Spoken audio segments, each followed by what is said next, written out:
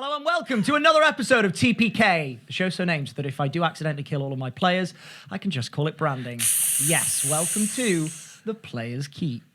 And speaking of those players, let me introduce you to them now. Right on my left, I have Dewi Gray and Red Friend and Pete Austin. And left on my right, I have Ben Fenner and White Friend. Oh, very nice. Kevin. And Kevin. As soon as you said it, I knew he'd kick off. And Kendall Boardman. Kendall. There it is. He shat on her face. Oh, wow. Wow. It's delightful. It's a role-play game. I am, for now, the one and only Jack Fletcher, but as we know, that can change at any time. I think that is all Well, we I've have got a to bunch talk. of gummy frogs. Yeah. And as a kid, when I had gummies, I used to do this, but it's kind of fitting because it's like, this is Cricket's clan. I love it. But then it's like... Oh my god, that's what happened. Willow ate them all. Jack's got new glasses? And with that being said, let us not keep the players waiting. No. Let us not keep you waiting. No. It is time to enter. No! The Players Keep. No!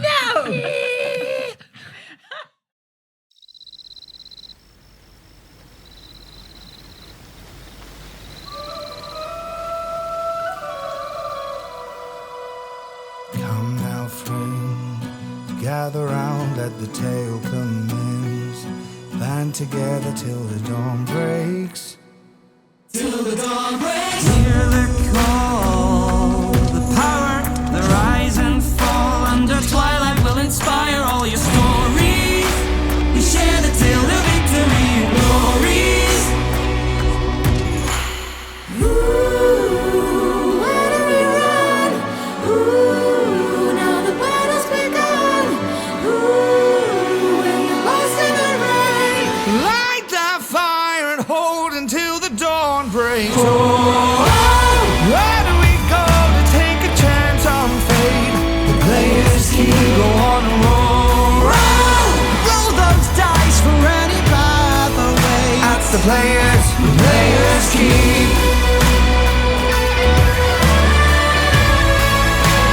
Players keep go on a roll. Roll, man, though we take our stride. At the players keep.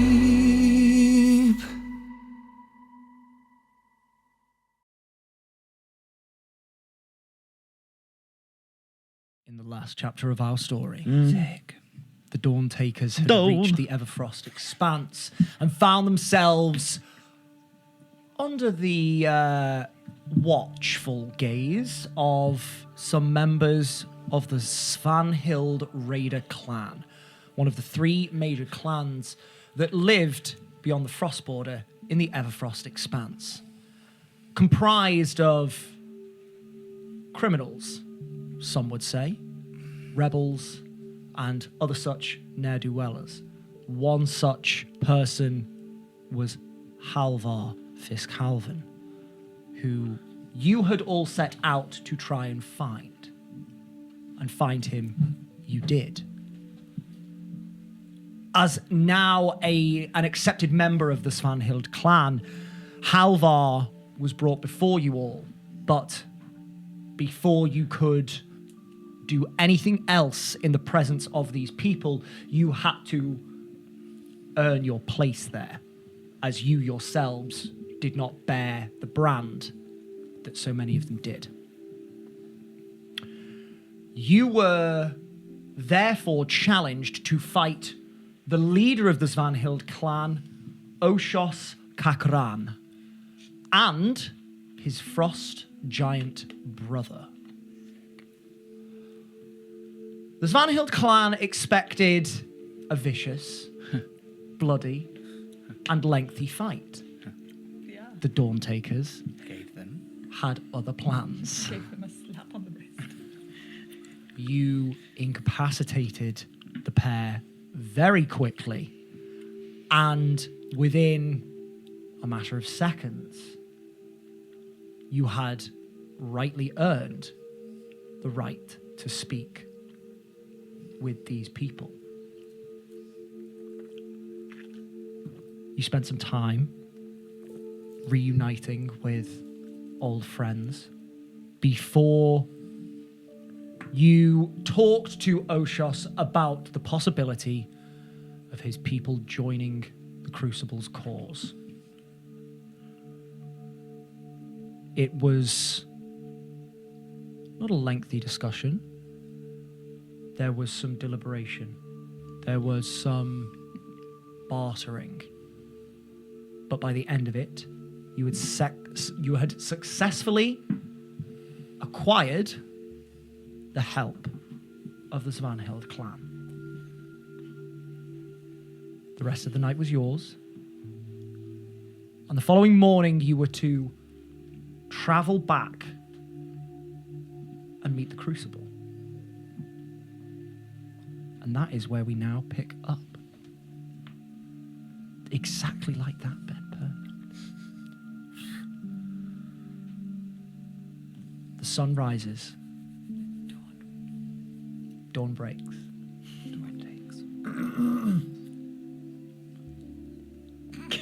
This burg in this wild and wintry expanse almost never sleeps. There's always movement and activity, even throughout the night, as a number of the denizens of this city, as it were, are underfolk. Drow, Durgar, Sverfneblin, and so they actually favour the darker hours. But you do manage to get enough sleep to feel rested. The morning is yours. You must get back to Filcon Forests. What would you like to do? We need to find a tree. Do they know of a tree? Or do they have a way of getting us Do there? you know What is of a tree? Have you heard of a thing called a tree? As you've travelled across the Everfrost Expanse, you have seen trees. They are much rarer. They're few and far between. And as you approached this burg, you did not see any trees in the immediate vicinity. So you are going to have to ask Oshos, Halvar, somebody like that, to point you in the direction. I will do so. In terms of our longitude, we got to a point where we could not successfully travel as wind. Yes. Are we still past that point? Yes. Okay, that's fine. Carry on. You are deep within the heart of the Everfrost now, and it is just too cold. Yeah. Yeah, I'll ask to find the closest tree. Yeah, perfect. Are you going to Halvar or straight to Oshos? I could do both. You can do both. Maybe it's because we're like heading off. We might say peace out to Oshos, but have Havar with us. And I'll be like, both of you, put your heads together. Yeah, sweet. Find me that closest bark, yo. Perfect. You... Willow, you sound weird. you... Sorry, I had a frog in my throat. That's it. Girl. You say your goodbyes to the members of the Svanhild clan, and as you do so, you inquire as to how to find a tree. Druid 101, how to find a tree. It's like the first thing find a your tree? family taught you. How to find a tree. Oshos laughs slightly. Those are rare. You will need to travel a ways. And I am assuming that you want to travel quickly. Daily. Giant gate.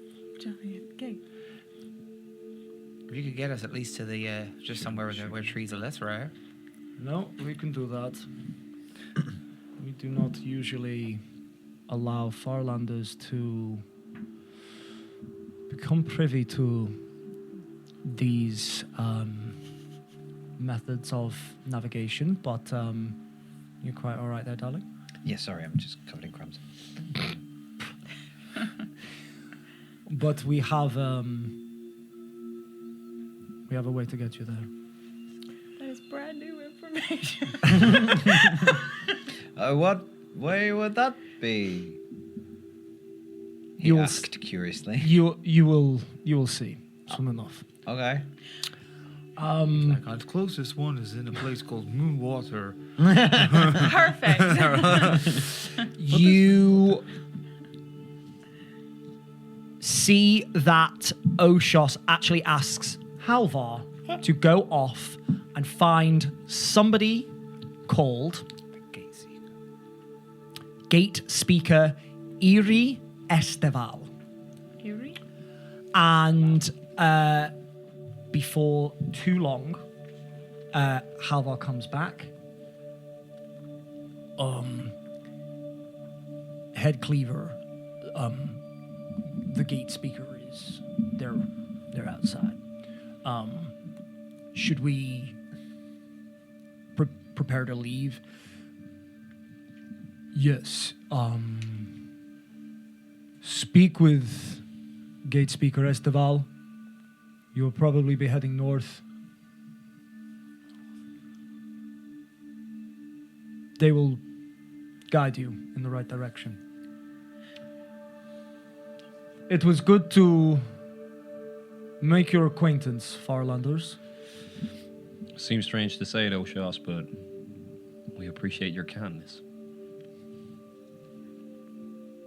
You've brought much strangeness to my people, so I'm glad I can return a little bit to you. Best of luck. We'll be in contact with you soon. I look forward to it. You may leave. And he gestures you out of the tent. You head on out and follow Halvar. Not too far away, there is an individual standing, and they are. You can tell they are of a person of import. They are clad in. They are clad in furs, but whereas usually someone would wear furs, and the fur would be on the outside of their clothing, they actually wear almost like a scarf almost that hangs just past their armpits, but the fur is turned on the inside, and on the hide you can see a series of runes is inscribed on the entire thing, and there is more of that sort of detailing on some of their jewelry and their other parts of their clothing. It is this bright blue ink that adorns this pale tan hide. And Halvar introduces you to Iri Esteval, a drow woman with dark skin, and very pale silver hair. Within the company of Gate Speaker Esteval, you are taken north. Is it north? Are you taken north? Have I got that wrong? I've suddenly doubted myself. You are taken south. But Oshas said north. Someone in the world just happens to have your notes and goes, "No, you're wrong." I like to be accurate for my own sake, because otherwise I'll confuse the shit out of me. Oshos does not know all of the gates or where they are located. Oh. That is my job. I love her so much. And Gate Speaker Esteval leads you south as you head towards a far-off mountain range. You travel for about half a day. And then out of the snow on the horizon, a not unfamiliar sight greets you. These massive stone monoliths. Beautiful, pointed, rounded corners jutting out of the ground at certain angles. These are snow-covered and frost-capped, so you cannot see much of the details of them. But you liken them to the gates that you have seen before, or the gate that you have seen before. Now, what is going to happen is the gate will activate. You merely walk on through You are going to where? Just somewhere in Belladrin near trees. Near trees. Yeah, we're going to the Falcon Forest. Falcon Forest. Forest. Thanks, guys. So anywhere near that, but to be honest, it doesn't matter. Just so long as you have trees. Yeah, I miss the trees. Eternity Forest, here we come.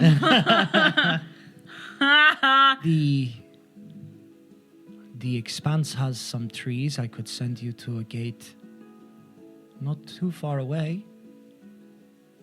Yeah, sure. That works. Okay. Here we go. Okay. You see them close their eyes and put their hands up to the gate, and they start speaking, and you recognize it to be giant, but it is old. You can tell because although you somewhat understand the language, it is akin to one of us hearing not even Shakespearean, like old English, yeah. wherein you can gather some of the information, but a lot of the words sound pronounced are completely different. So you don't gain a lot of information of what is being said. Can I, because he's fascinated by this, I would like to whip out my notepad real quick and just like jot down what she's saying phonetically. Obviously, I Yeah. won't know how to spell it. Make me an Arcana check. But you bastard. I've been looking for this. I've not done it for a while. Arcana. I'm going to guide myself. Okay. If I Yes, you can. This is not a long activity. Oh, no. 6 total. Okay, you write down what you think has been said. You go to do it. What are phonetics? Why using so many words when few words do trick? How's it working out for you? As the gate speaker starts to chant these rites, you can see something shift. As if the stones were vibrating. The ice and the snow and the frost that is upon it starts to drift down as if it's slowly been shaken. And then, sporadically, large runes appear on her palms and float out maybe an inch or two. And then, on the stones themselves, a rune will light up and hold there in place.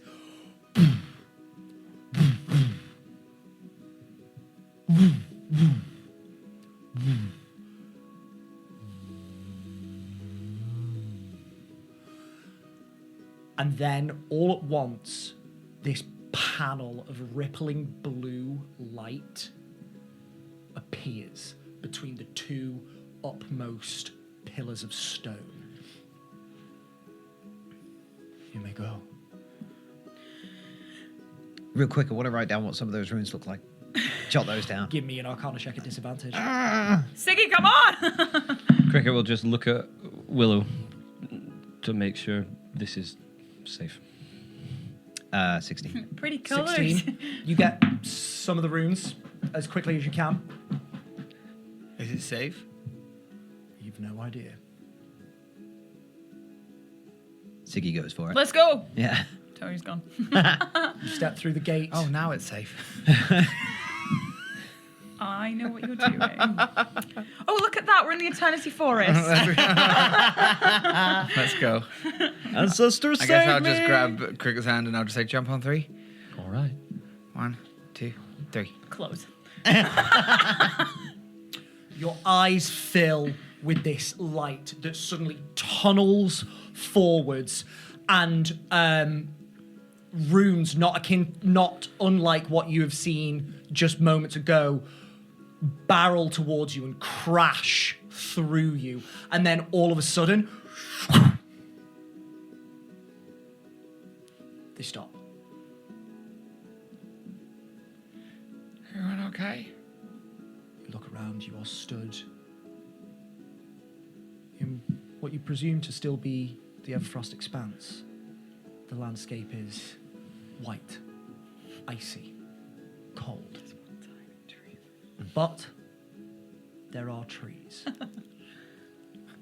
It's not big enough. Anyone see any trees? Underneath the snowfall, just the tip of one coffin. Whoa. We need to find out how that works. Yeah. I'll look at Halvar. Oh, yeah. Okay. Hey, it looks like everyone else forgot you were here. Have you been through this one before? Yeah, when they found me, they brought me back through one of these.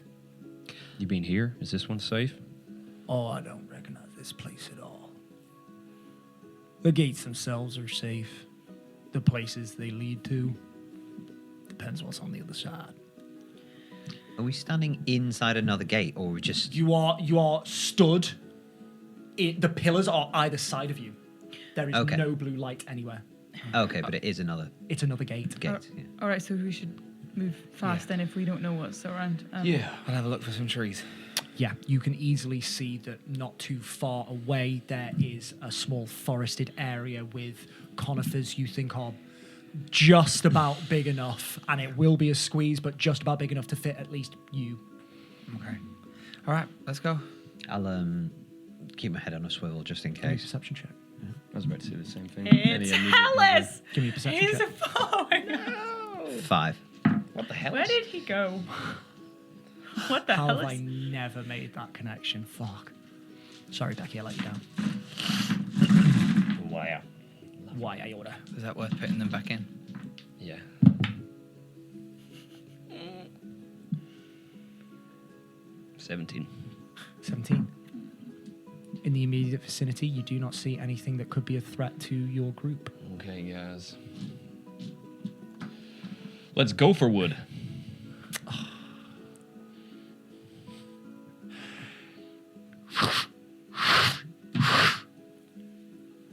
You trudge through the snow over towards these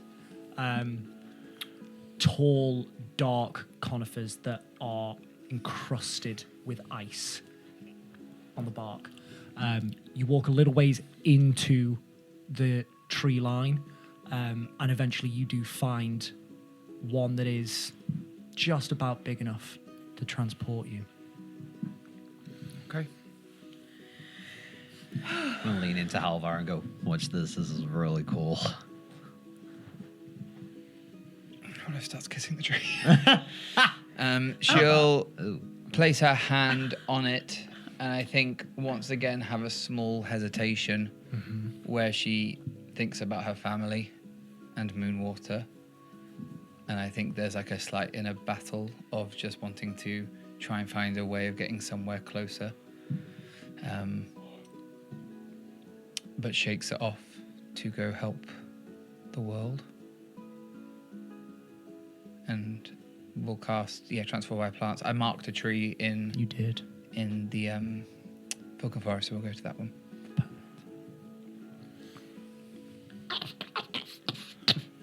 You see the bark familiarly now curl inwards, and a doorway of green light appears, and you step through. Can I put Halvar through first? Yeah. You step out of the tree. You committed to memory last time you were within the Falcon Forests. And the entire world has shifted around you. And the entire world is ablaze now. I just thought of the world's strangest ship, but I won't say it until the roll credits. Where before you saw white and barren ice plains for most of the landscape, you now see a forest. And though it is the season of frost creep, and many of the trees have lost their foliage, much of the boughs and surrounding ground are covered in snow, it still seems incredibly vibrant and full of life in comparison to where you just were. God, I never thought I'd see snow and feel warm. I always feel warm when I feel snow.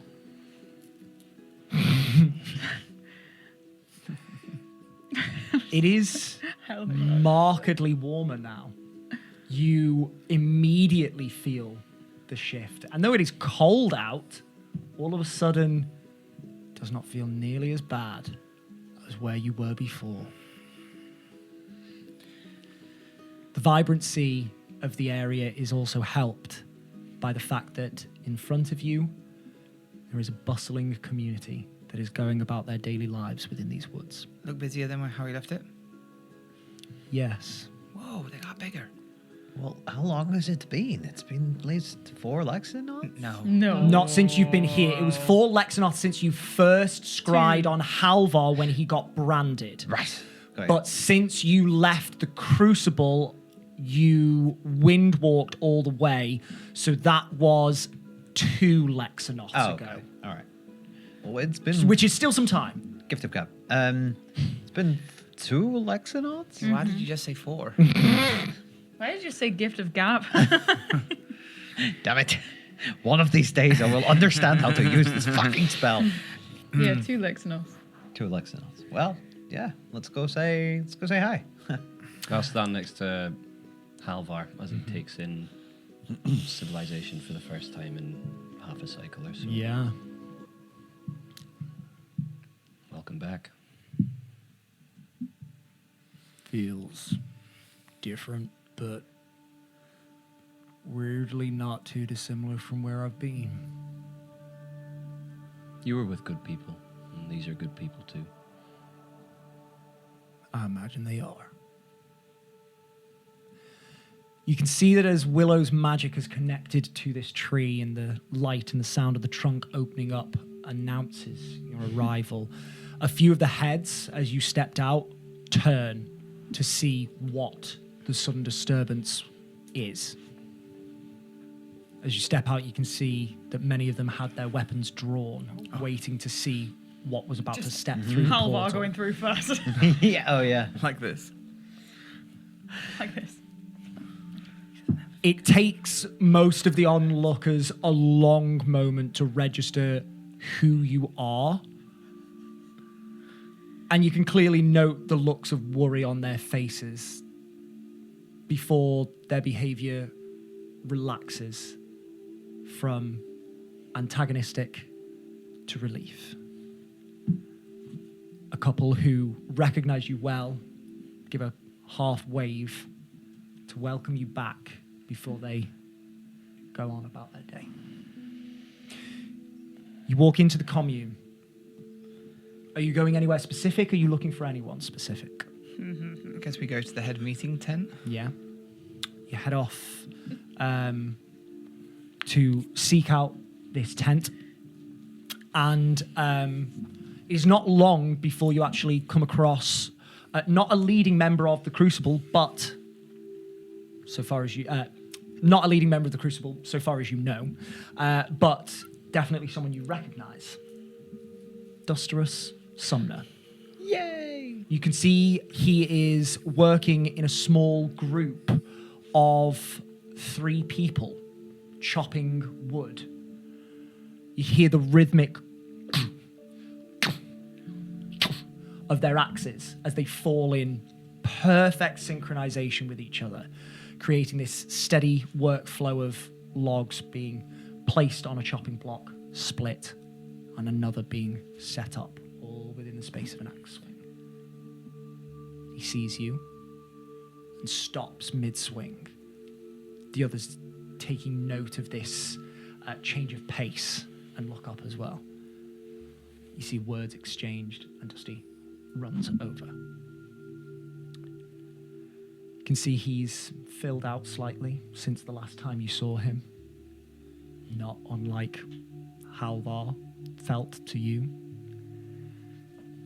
He isn't much bigger, but you can see the axe swinging has done him good. His arms are looking a little fuller, as is his face. Hey, guys. It's good to see you. Dusty. How have you been? Cold.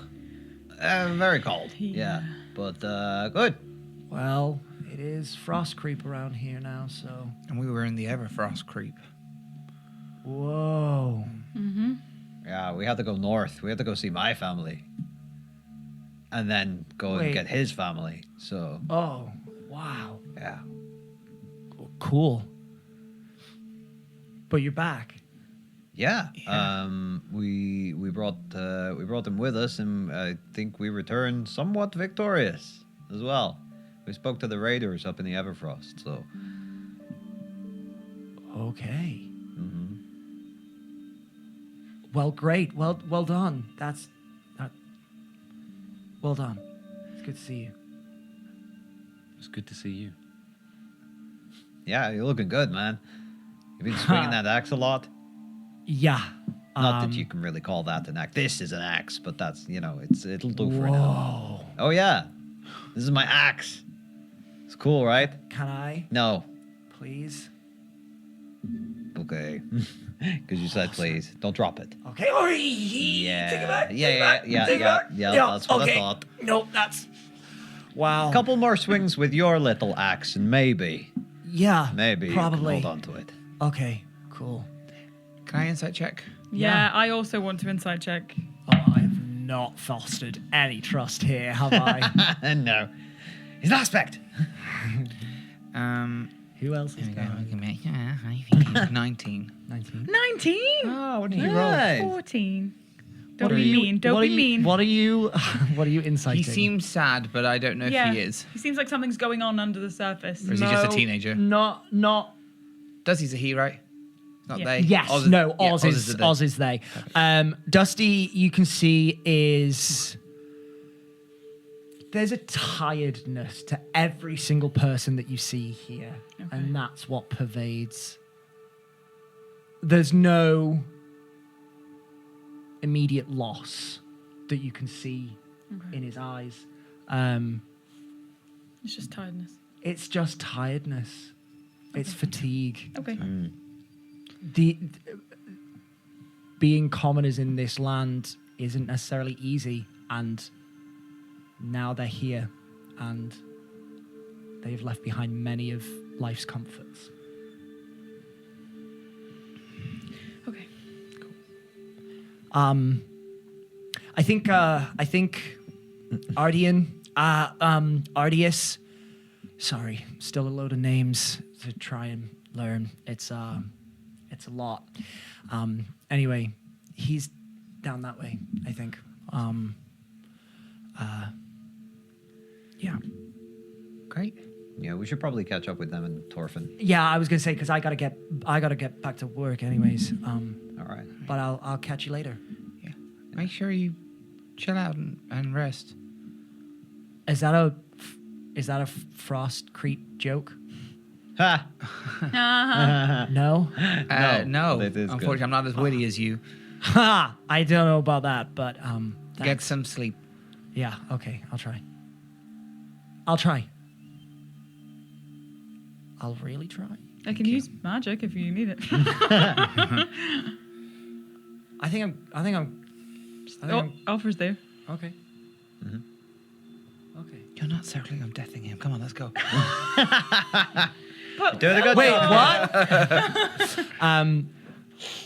He nods at all of you, and then you can see him go back to the others and seamlessly picks up the rhythm as they all get back into step with each other, chopping more wood. You head down for want of a better word, street of this commune, though it's merely a dirt path, slightly treacherous in the damp weather, of the mud under your boots. And as you head down, a familiar voice greets you as you spot Artius in this long black fur cloak walking towards you. Dawn Takers, it is very good to see you again. Hello. How was the icy north? Hmm? Cold, Wow. but fruitful. Do they grow much fruit up there? It's a metaphor. Oh, I'm so sorry. Yeah, no, we got this. I pull out the Axe of Songs. And an army Amazing. Yeah. Well, that is very good news.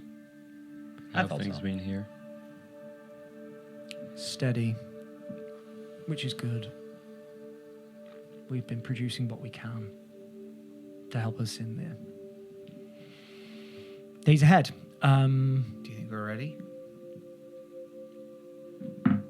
I don't think we'll ever be ready, but I do think that with some more preparation time, we could be as ready as we will get. How long do you think? It's hard to say. I think with your return, we should speak, finalize any details that you have from your travels, and then we can assess whenabouts we will take our chance. How does that sound?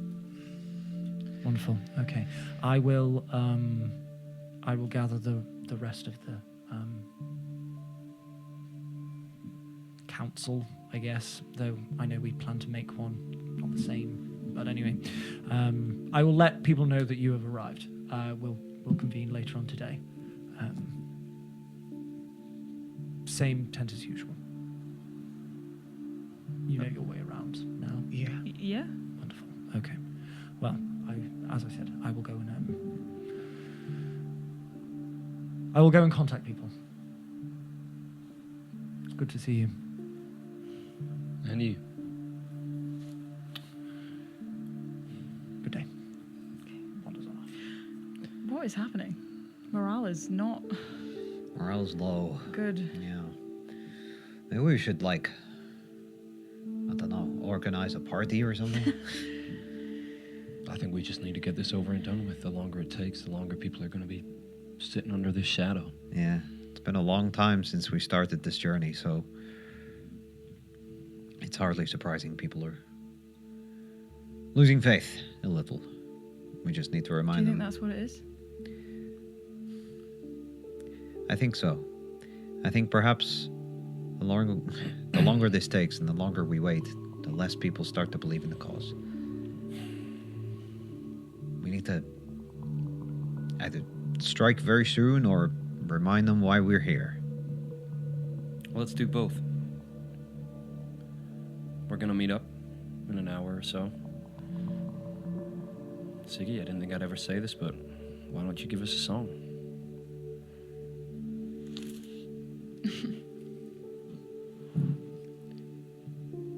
What song would you like? I don't know. Maybe not We're Fucked Part 2. That might have the opposite effects that Oh, we wanted to have. I kind of haven't finished it yet, so You started that so long ago. I work in bits and pieces. Okay, I have we keep bits of getting songs fucked. here I and there. know. I would think that there was a part 10 by now. It's a whole ballad. It spans a lot of adventures. Okay. No, I think I have a song in mind. It's fresh off the page. Oh, great. Okay. But yeah, no, I think you're correct. I think we gather who we can. We have a couple of drinks. We have a campfire, a cookout or something. Just get the community spirit back. I think that might be wise. Okay.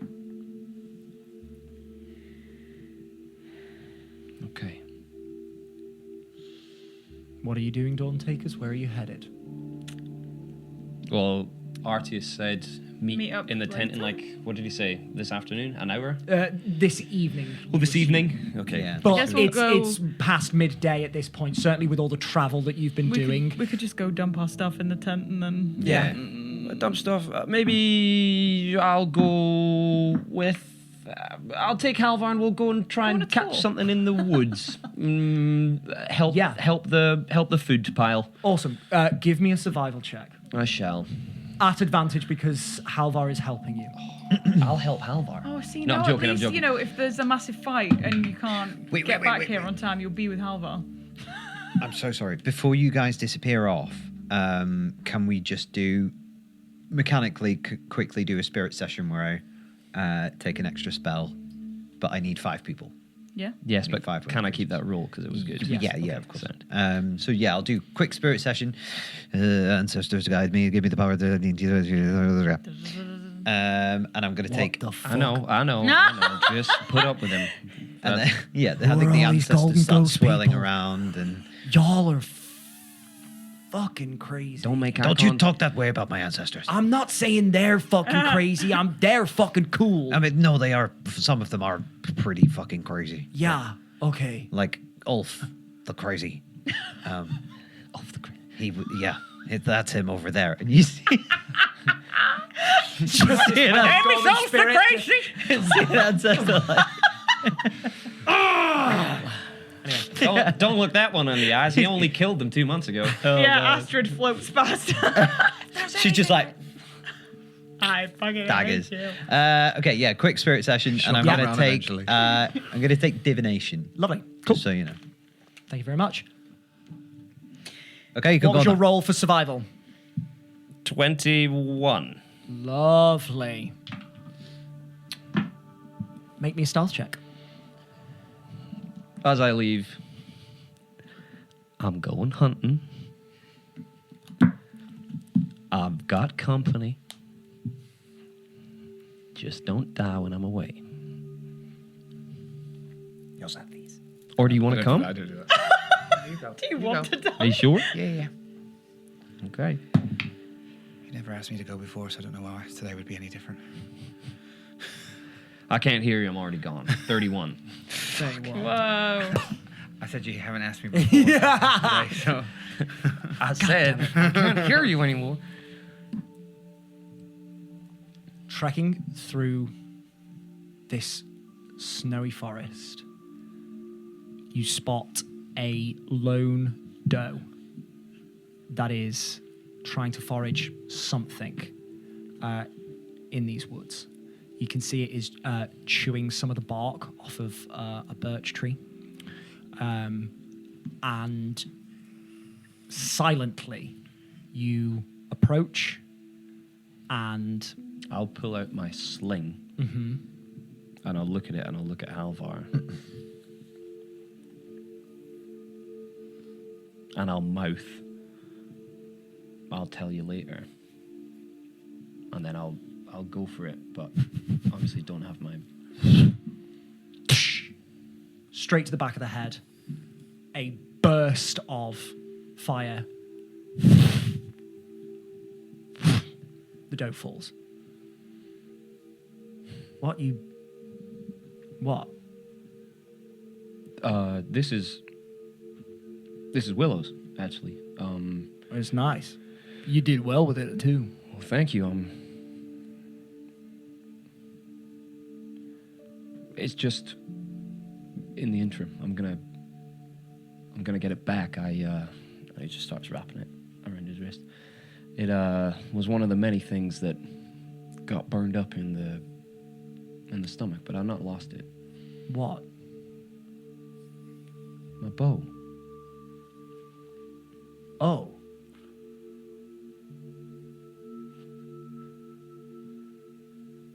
I've not lost it. I'm just getting it fixed up. It's all right if you had. No, I've not. I've tried to keep it as safe as I can. It's. I taught you to use whatever you had at your disposal. I know, and that's what I'm doing. But Then, that bow's part of me. and that's your choice, but you don't need to explain nothing to me. The only thing I'd be pissed at is if you were being so sentimental about it, you didn't use nothing else. You think if I was sentimental about anything I held dear, I'd have used a stick against a polar bear. You got to use what you got. And you using what you got. I appreciate the sentiment, Cricket. But don't you ever put yourself on the back foot. Just because I gave you something. Okay. Well, we're eating tonight. Come on. Yeah, you doing fine without it, so come on. Double time. All right. Let's get this lash to you. Let's go. Lash to me. Yeah, lash to you. As punishment for that little fucking stud. All right. Okay. All right. You can see he helps you rope it to you and you start dragging it through the snow and he starts pushing. You can see he's got this face of, I love that it's sentimental to you, but you know what's important and that's survival. Okay. Yeah. But you can also see that he is really touched by the fact that it means something to you. Okay. And he teases you a little bit about it. Of course he does. Yeah. As we finish the lashing and we start dragging it off, I just start prattling on. You know, Siggy never knew how to tie a knot. I had to teach him. Blah, blah, blah, How blah, did blah, he? blah. How did he string his lute?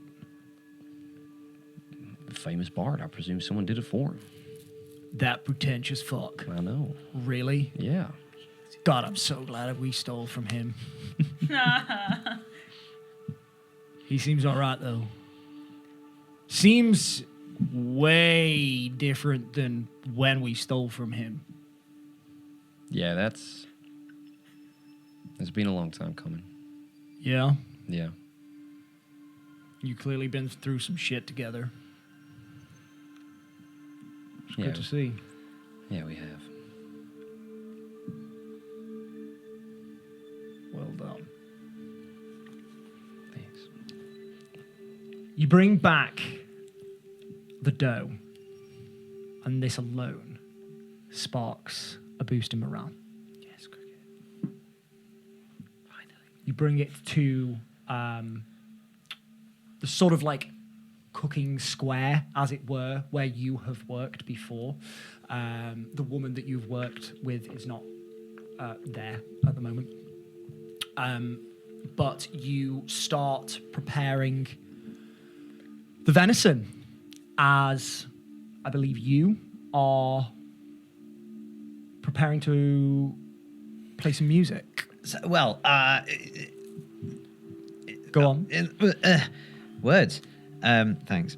I Yeah, know you think- love me, but you don't need to impersonate me. I know I'm...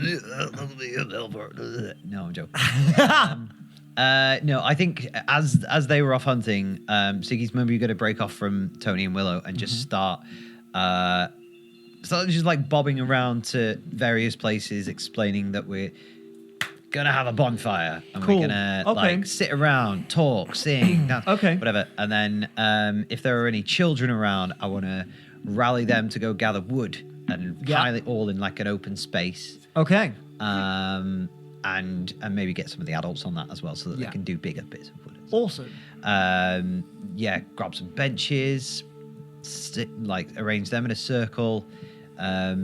If there's any ale or anything, I'm gonna like gather it together as much Yeah. as we can. Et cetera. Just start setting up for the party. You start setting things up. The children are very happy to be given some jobs. The younger ones, the older ones are already working. But most everyone who can spare the time says they'll be there. Nice. And you start setting things up. Wood is brought for a very meager bonfire. There is not much ale. There is a little bit of food, though that is greatly increased with the dough that is brought by Cricket and Halvar. And as you get back, you can see that there is a modest fire for what these people can That was glorious. What? Modest. I'm with you. I'm with you. On fire.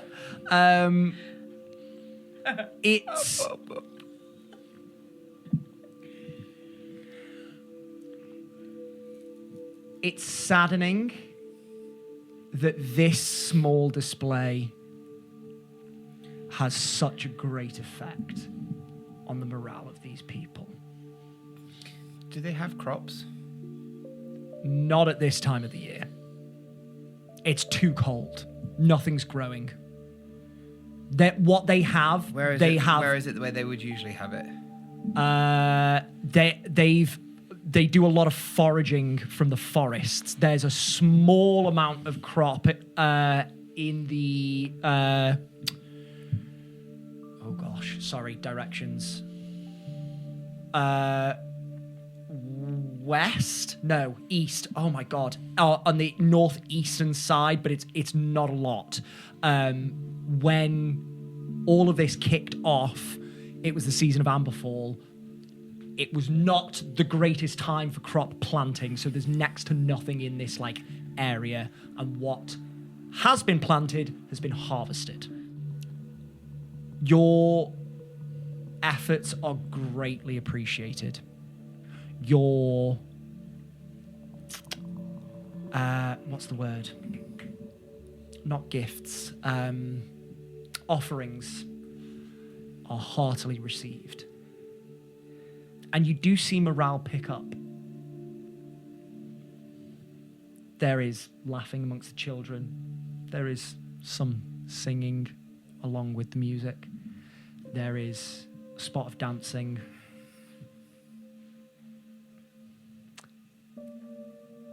It's a very liminal feeling. It's such a sad happiness.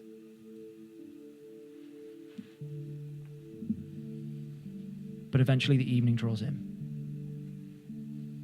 Is there anything anyone wishes to do before the meeting, not the mission? Okay.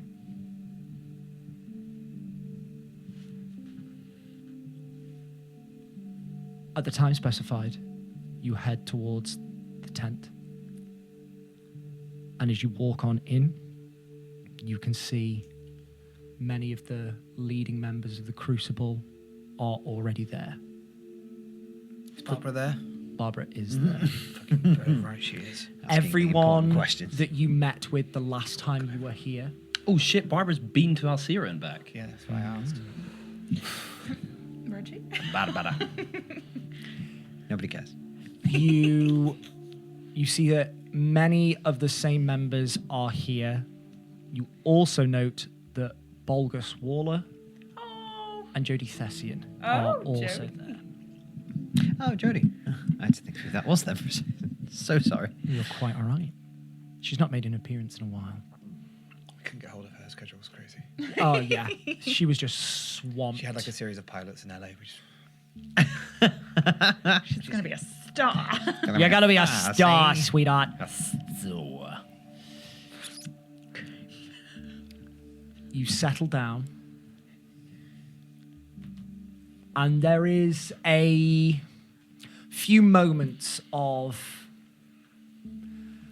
small talk, for want of a better word. Gross, I He's know. like, oh no. It's cold, huh? There is a reserved happiness at seeing you. There is an interest to see what you've been up to, though they know that they're going to talk about that in the meeting.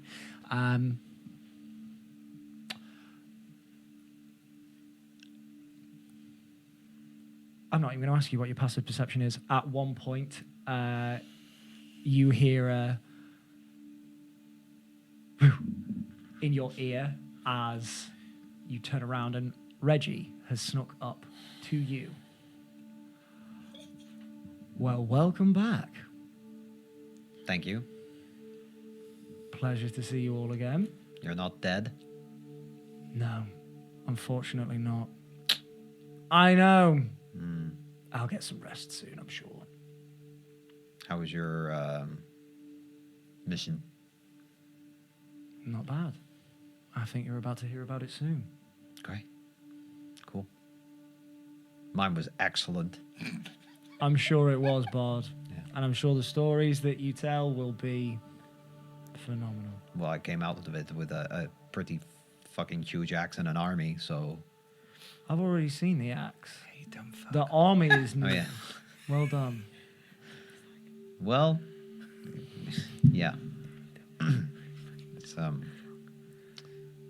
Listen, that's all great and all, but we've got a meeting to get to. So Yeah, I'm going. whatever. Yeah, okay, sweet. catch up with you later. Okay. And Glad you're not dead. you see Siggy, were you using that little words mean more? No. thing? It's just, I mean, you know, because you're a part of the plan. That's why I'm glad. Reggie is already gone. You see that they have walked off and they sit right next to Barbara. Oh no, they're gonna be friends. No, I wasn't using the thing. They get under my skin. I don't know what it is. We didn't really interact that much before she murdered those two in my bed. So Well, you see, love feels like... love it. What? Whoa, whoa, whoa!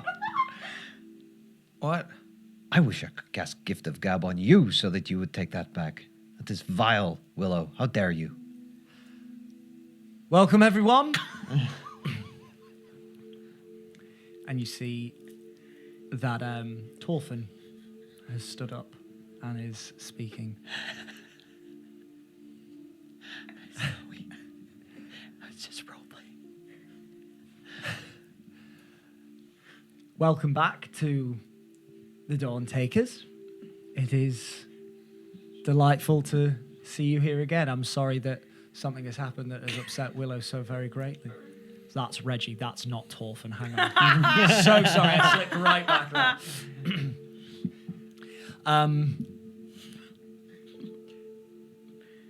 We have lots to discuss. What do you think we should start with first?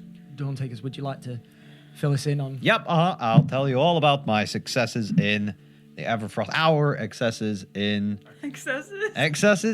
Successes in... Maybe you shouldn't be the one to tell us this, Golden Tongue. Maybe it should be one of the others. Why No, don't you he's got it. shut up? Oh, make me.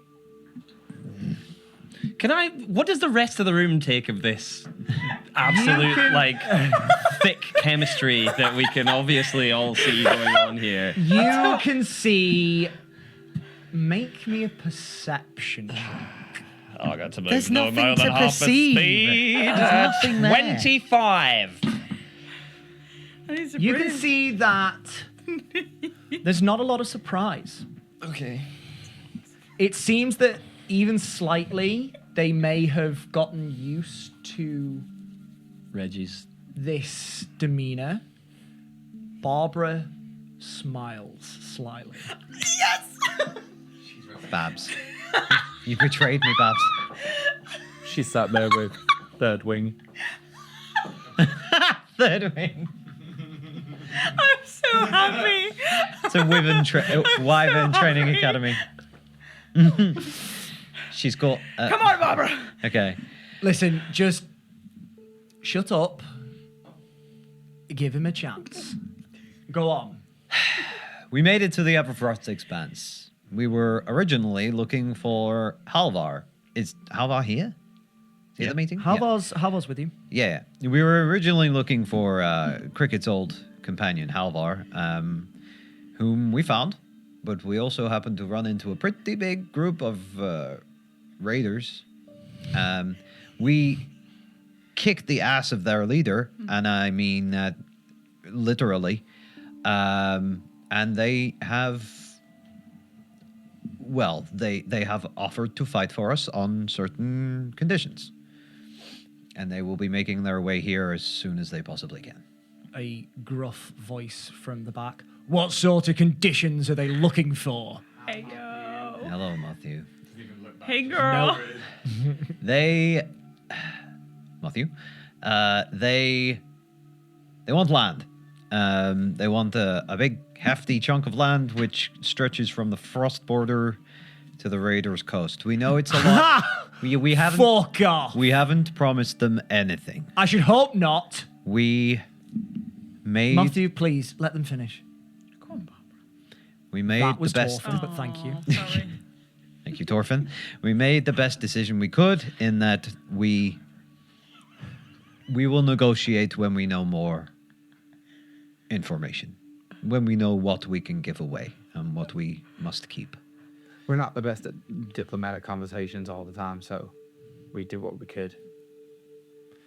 No, it's greatly appreciated that you even managed to get them, but they have agreed to join our cause. Oh yeah, they're enthusiastic. They like to fight, so Well, they it's just want promising. revenge. So Well, Yeah. let's hope that they align with us. I know they want revenge, but I hope they do our cause good. I think they just want some power back. These people have been banished and not allowed to live. So I think, yeah, they're asking for a whole plot of land, but I think is they want ownership of themselves again. And that's understandable. Cricket nudges Siggy and goes, "You forgot Esheim." Oh, yeah, no, my people are also on their way. The Vardi Loker have Yes. agreed to. We when last we heard from you, we'd heard you were successful. We still not seen hide nor hair of your people. Yeah, they had to walk. They don't really have Okay. much in the way of magical travel or. Right. a stone. Expedition. We brought a stone for. Did we? A rock? We did bring a rock. But, Yes, you've handed that off to. Sorry. But the Vardi Arties. move anyway, so even if they used it, there's no chance that they'll still be there. Yeah, so they're. It's gonna take a little while. Okay. That's Well, a slight oversight on my part, I'm afraid. no, that's okay. It's better not to. As much as we want to get this done as soon as possible, but it's better not to rush these things. So maybe if we could get some information on whenabouts they might be here. Sure, I will contact them. That's not the problem. Although the raiders, they revealed to us that they have what? Is Tony making that face or not? Yeah, you. So he actually Yeah, making probably that face? Tony's Yeah, probably like, yeah. Cricket Cricket does the same thing. They revealed to us that they are happy to fight for us. Okay. Yeah, you said I think that I already said that. Yeah. Oh, Yeah. yeah. And some of them are werewolves too, which is pretty cool. But they're on our side. Really? Yeah, yeah. I got that's scratched by interesting. one of them, but Yeah. Tony I Tony fixed did it before it became did a thing. a thing. Yeah, but not before I was, Is this something that we should covered in fleas. What? need to worry about? Are we going to infect a whole city of people? No. They kind of It's seem in fine. control of it. Really. Yeah, they elect to become werewolves. They're not, what did they say, feral, like they said I was, or would be. It was a close one. Torfin looks at Artius. Okay, we might table that for a moment. But thank you. They seem like strong additions to the cause. Mm-hmm. Oh, yes. So, we have, hopefully, our forces here. We have the Vardi Lokur. We have raiders from the Everfrost Expanse. That's good. That's a force we can be proud of. Did you manage to get in contact with the plains or the mountain cities? The mountain cities have offered us conditional help. Okay. What do they want?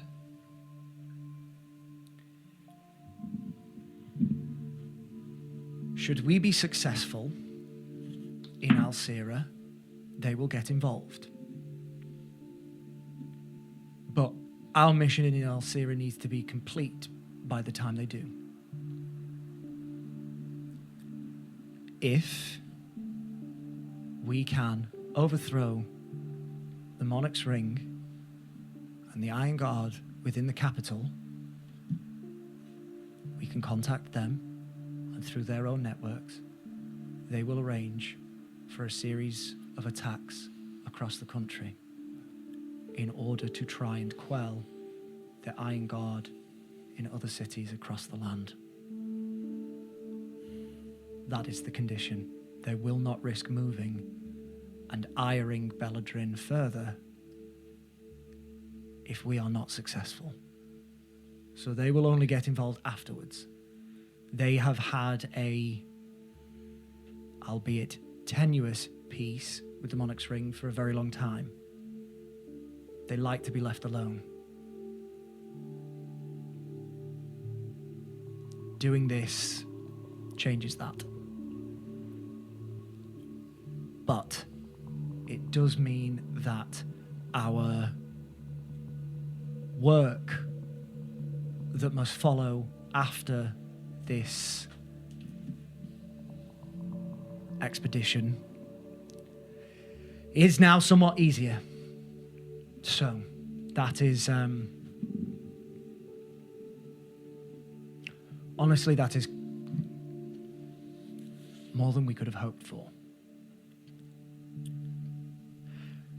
The Grey Tribes, they have also elected to join our cause. They will be helping to head up the attack on Alcira. So, hopefully they should be joining us as well. Did they ask any conditions? Similar to the people of the Everfrost, they want land, they want their lives back.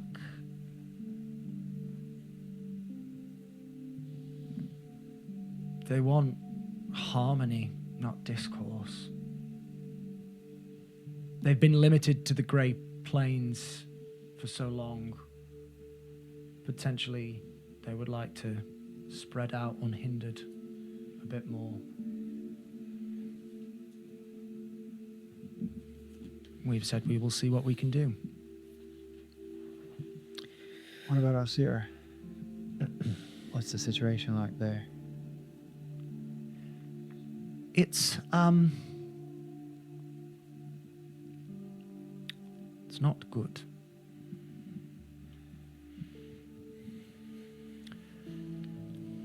Not only in Alcira, but in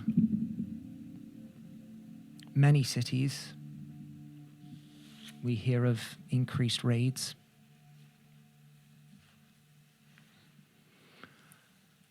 These raids and the attentions of the Iron Guard we have found to be specifically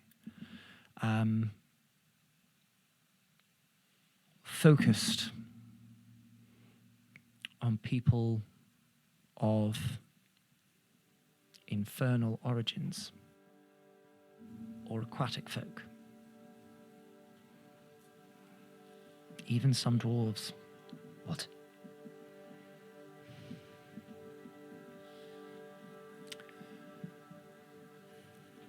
As I think we've told you before, more stone sentries are being sent out to other cities. They have also bolstered their forces in the skies as well. It turns out that a branch of the archaeozoology, a sect of the archaeozoology branch of the RBARA has been studying wyverns in Logond, and they have found a way to control them. And the capital is now under watch of wyvern riders. Oh, great. Yeah, cool.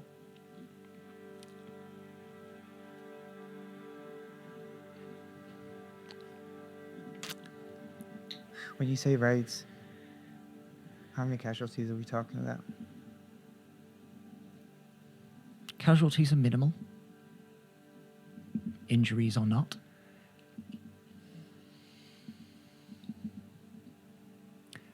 The force with which the Iron Guard enacted previously was tempered and well disguised. That facade is quickly dropping.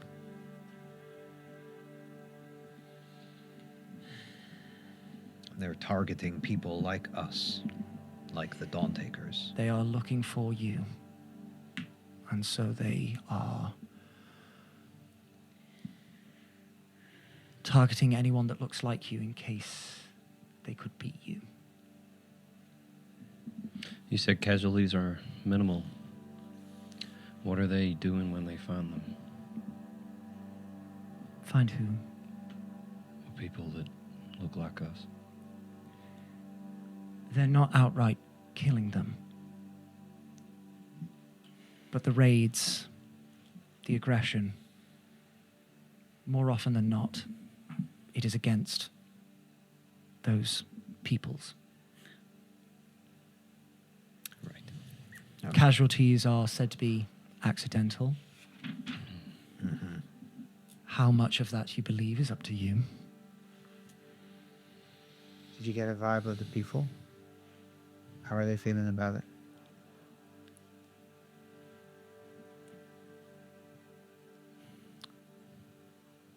I can't lie to you, Willow. There is a bit of division. Most, I would assume, would align with our cause. But not all. There are some who speak in your favor to say that what the Iron Guard did was barbaric and grotesque fear-mongering. There are some who argue that you were criminals before you were made enemies of the realm, and thus, why would anyone align themselves with you or us because we are aligned? There are some who see the execution of Grenshire as a fault. If the Iron Guard are to kill their own in such a way, what are they to do with the rest of us? But there are a few who argue that he betrayed this country and its people, and therefore it was right for him to die.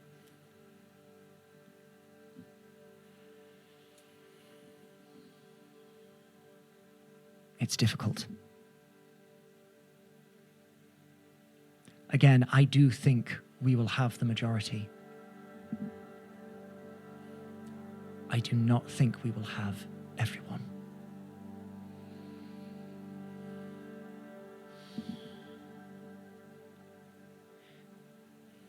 Well then, we need to start doing it. Yeah, we need to go. She'll turn to Artius. Mm-hmm. We're never going to be ready, right? No. So we're ready. Okay. No more Lexamouths. We need to do this before casualties aren't accidental anymore. Okay. All right. This is what we know. Handouts. Cool. You start discussing the information that they have gathered, and this is mainly due to the likes of Eleanor Wheatwhip, Barbara, Wimblenemble, and Reggie. They hand you basically a map of the city, which is what lies before you. And these you can annotate. I can get you more as well. Thank you. Obviously, you can see on the outside, the walls, that circular building, number 7, is the Archaeozoology branch. The white section inside the walls, labeled A, B, and C, that's tier 1. The striped sections are tier 2. The white section in the center is tier 3, upon which stands the RBARA. And then behind that lies the palace. And behind the palace, that swirling section at the bottom, lies the gardens. Okay? to the left of the palace, that blue section, that is the quarters of the Iron Commander and all of that sort of stuff. That's the rough overview. There will be more details. I'll get that to you. And then you've got the viaducts that connect. Let's kill her. Sick. This is laid out to you all. And the objectives are then also laid out. By the advice of our friend Reggie, we've been told to do this quickly and quietly. And so, getting people in, getting a surprise attack, and then overwhelming the city, we have said, will probably be best. With the forces at our disposal, we now know what we are working with. The majority of the raiders, the Vardi, and the Grey tribes, they will be able to make up our army within the city. But we can't sneak an army in. That means we will need to open one of the gates. Now, there's a couple of things that you need to be very, very cautious of. If you don't destroy the gates, they can be closed again. If you do destroy the gates, it becomes much harder to keep the city after you've taken it, if you've taken it. So you need to decide how you're going to go about that. Either way, there needs to be a group of us that goes and takes the gate, forces it open by whatever means necessary, and keeps it there long enough for our armies to come over the rise, down through the fields, and flood into the city. That's a long time. So some of our finest fighters are going to need to be on that mission.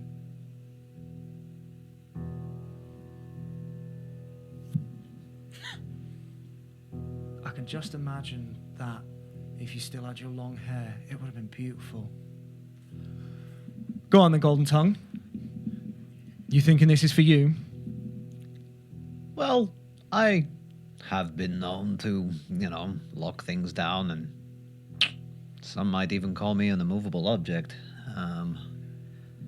So yeah. I thought you were a bard. You're meant to move people. If you're immovable, then surely that means that you're not doing your job. Oh, that's very clever. I mean, physically. Oh, I'm so sorry. I misunderstood. Yeah. No, I move people in mysterious ways. Don't you worry. Insight check. Yep. Did that excite her? And Yep. Oh, that's cool. Can you whisper to Tony the answer? 26. Whispers? No. Just say yes, Jack. Natural one.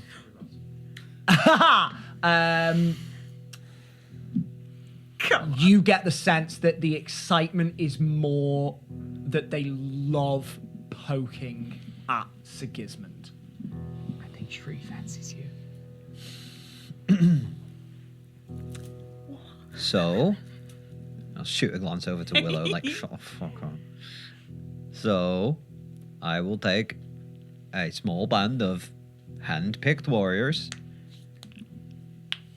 and we'll open the gates.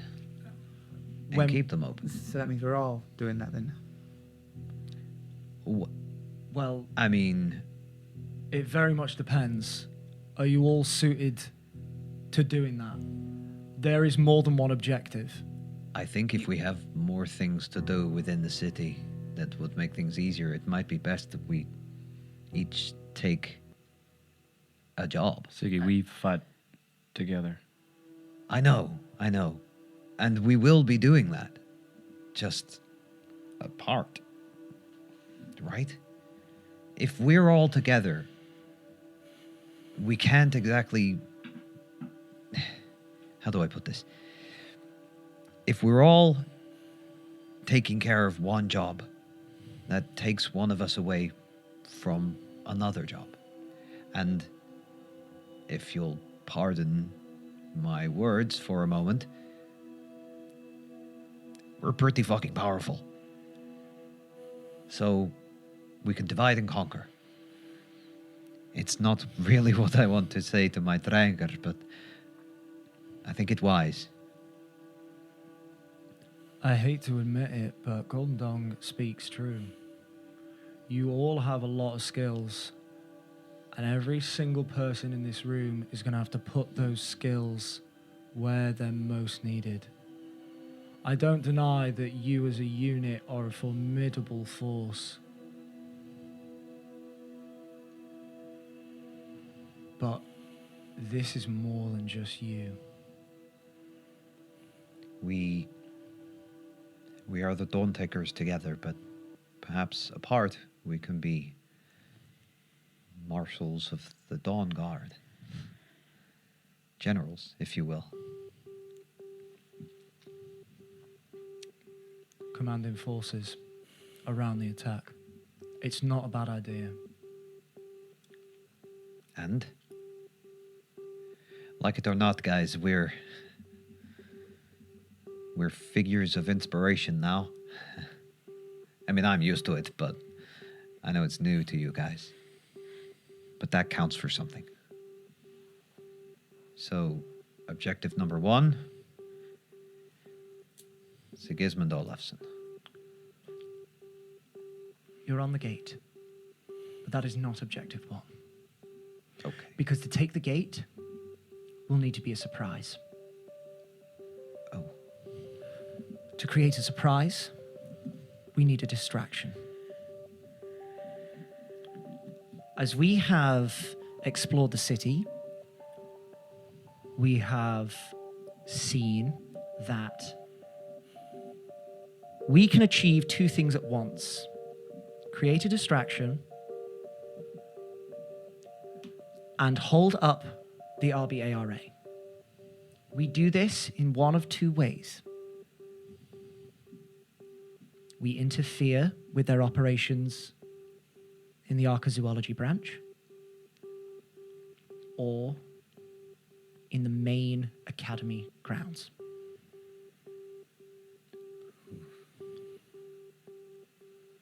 That's a scary one.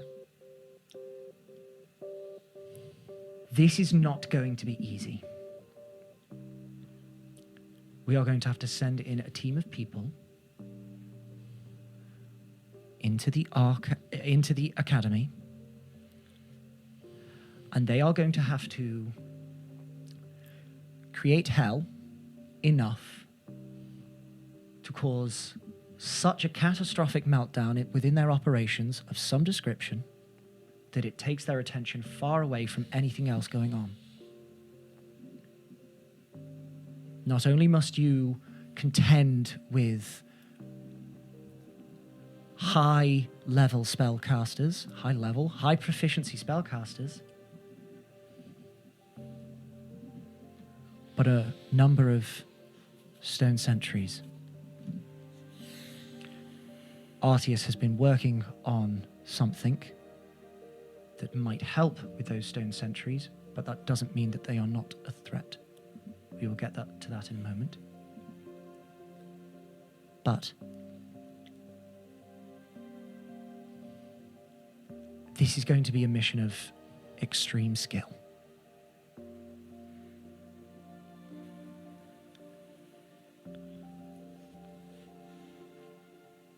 That's got to be me.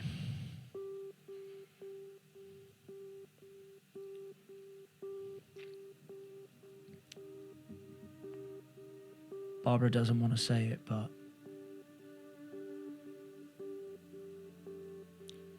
you were who she was thinking of. Those Skilled songs. as you all are, she didn't think that there was anyone as capable as you. But we wanted you to offer.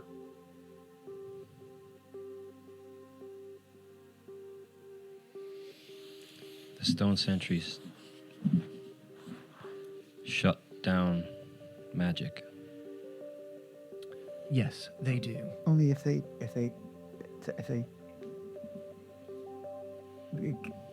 face it though. So as long as they don't face it, anyone can. I do believe I have found a way to neutralize them at a risk. But How many can you neutralize? Is that with one vial of these, one takes out a small bulbous vial of a sort of like a yellowy greenish liquid. I have concocted a substance that should eat away the orichalcum shields in the center of the chests of the sentries. Should you accurately throw one of these and destroy that orichalcum, the null stones will then affect the rest of the golem, rendering it inert. The risk, of course, is that you could reveal yourself should you not be successful in throwing one of these. The other is that if you are successful, you will leave behind a zone of anti-magic, which we must be careful of. However,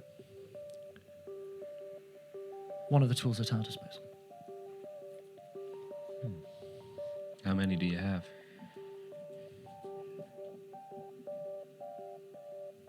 Not as many as I'd like. Not enough for the whole city. But enough to share around each advanced group. Maybe 3 or 4 per group.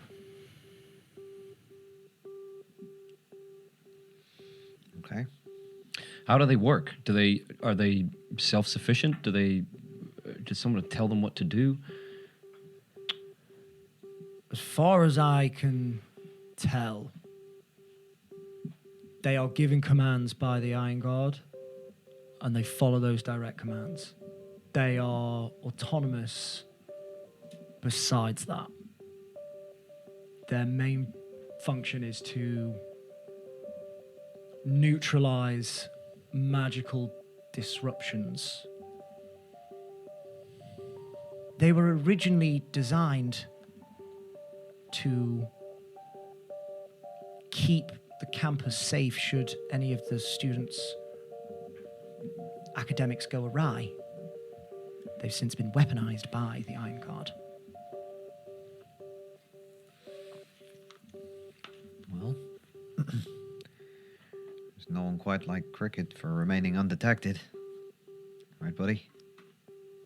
And that is going to be essential.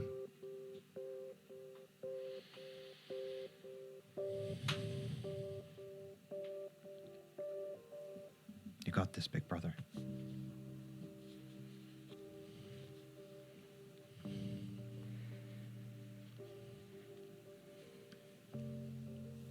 Yeah, that's me. Thank you, Cricket. That is our distraction. But that is still not the first objective. We need to get people in.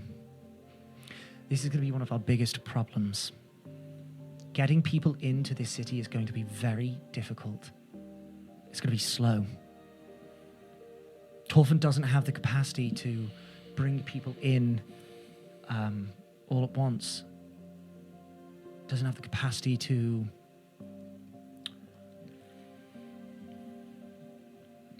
take as many groups as we will need. And the slower that operation goes, the more we risk being detected. We need to get a lot of people in at once. Start breaking into a prison. Essentially, yes.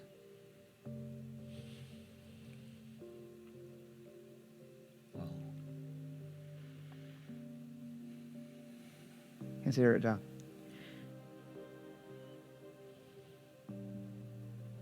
Perfect. And I'll go in. I'll turn this into a tree, and then we can get a bunch of you in. That could work. No, that could absolutely work. It would save the likes of Corey and any other druids tunneling underneath the city. It would be far safer. Other druids? From yourself, the likes of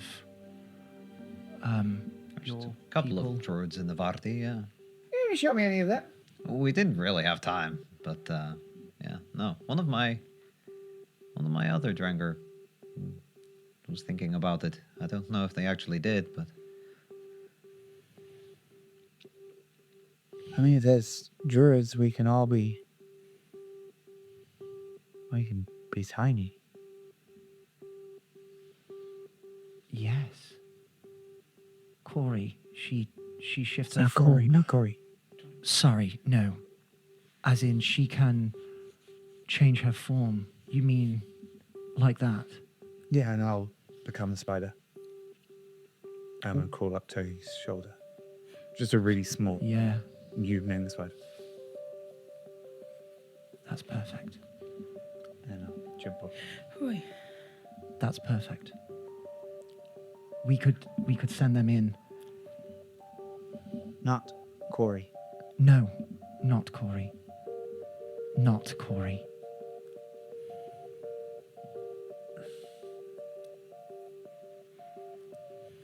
We could send them in. No one would suspect a spider or a fly. That's good. That's good. If we send Willow in, she can set up our base of operations, as it were. Get people in, send them out to do their tasks. Cricket, you can head over to the academy and you can create our distraction. That will set off the chain of events that will happen very quickly. One is taking the gate.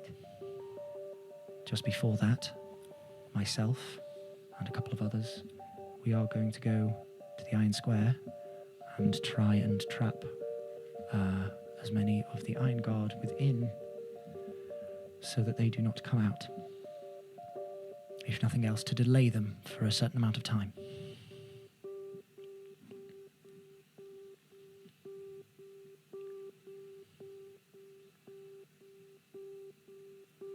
We will need people on the ground to fight the Iron Guard in the streets, which Mothew has elected to do.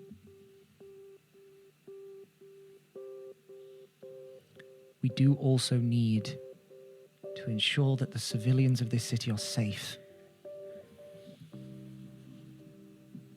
We want to try and limit the casualties as much as possible. We're not there to endanger their lives.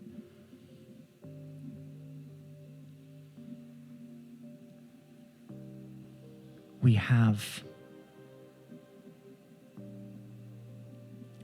potentially thought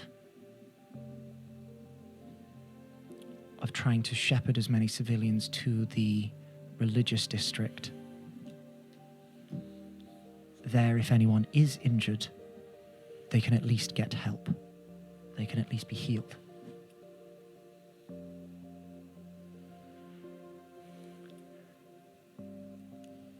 After all this is done, we will then need to regroup and storm the palace.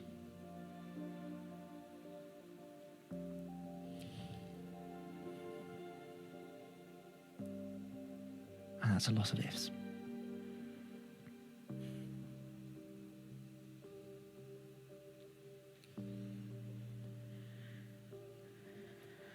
Is there anything that anyone can think of that we have not covered?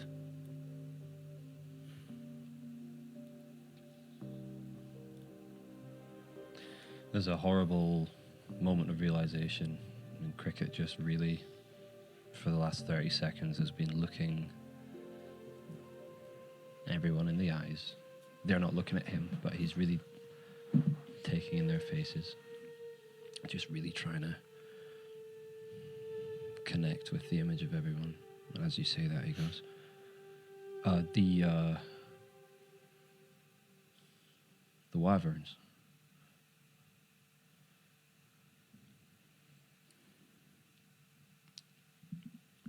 They are a problem.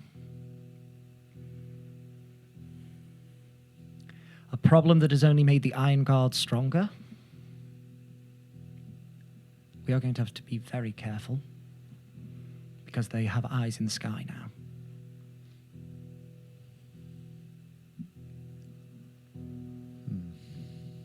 If you have any ideas, Cricket. You didn't ask for solutions. Do we know anyone who can fly?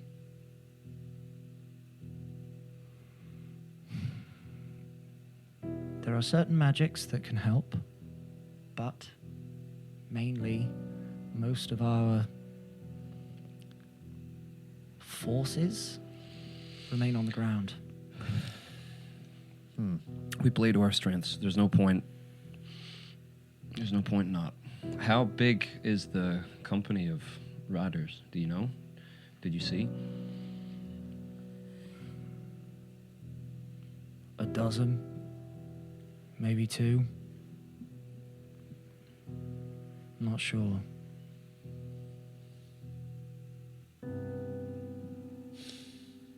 Okay. Do we know where they have whether they have like a base of operations, a stable where they keep wyverns? Maybe we can lock that down. If they need to tend to the beasts, they bring them over to the archaeology branch now. But when they're out on patrol, they sit and roost on rooftops, the Okay. walls. So the order of events is sneak them in, distraction at the Albara. Yes, that is the first 2. Then we know when they'll head. Most likely. But should our operations in the Iron Square also go to plan, which should hopefully happen very soon after the Academy, that will split their forces too. Antonia, you have been rather quiet. Mm-hmm. May we ask where you think your skills lie best?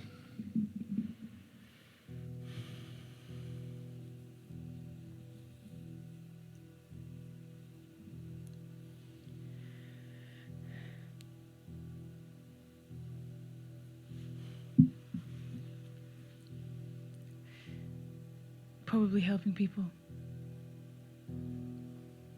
Moving them. Channeling them to the religious district. Yeah.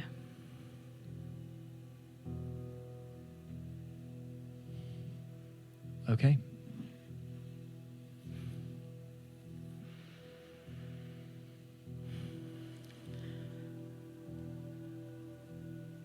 If Willow can get us in, if Cricket and the rest of the team can cause chaos at the Academy, signal Barbara, Reggie, and her team to attack the Iron Quarters, signal Sigismund to take the front gate, and they can take it long enough to allow the armies through.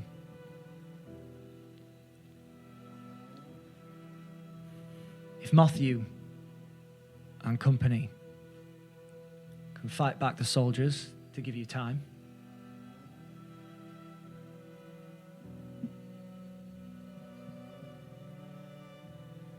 and if Antonia and her help can keep the people safe, to keep faith in the Crucible, in the Dawn Takers, alive whilst we do this.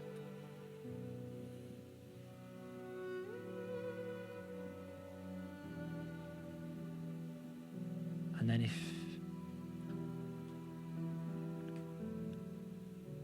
we can kill the king. Yes, and who exactly is volunteering for that particular mission? Most of us do not possess the skills to tackle something like that. Anyone left? Anyone left? I believe that is something that your Dawn Takers will probably deal with. If I'm left, I'll give them a hand. They did hire me for that after all. I feel somewhat responsible, since it was my idea. So, yes, I will. Once I have defended the gate successfully,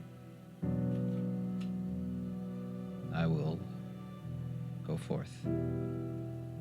Be a part of the group that kills the king.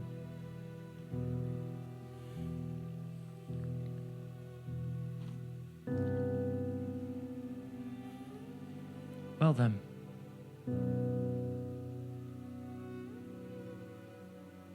There are some things for us to tie up. Contact the Vardy. Contact the Raiders. Contact the Grey Tribes. And anyone else we can think of. We prepare here. We get a timeline. We tell them when. We tell them where.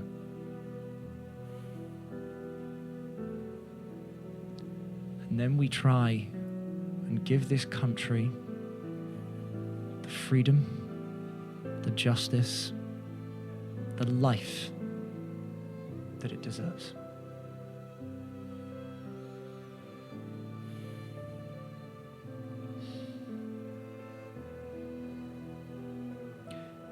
I think that is all for this evening. That is all we can do. Let us contact who we need to. Over the next few days, we will reconvene. Thank you, everyone. Have a good night. And that is where we're going to take our break. We will be back in just a couple of minutes. Please join us. After the break.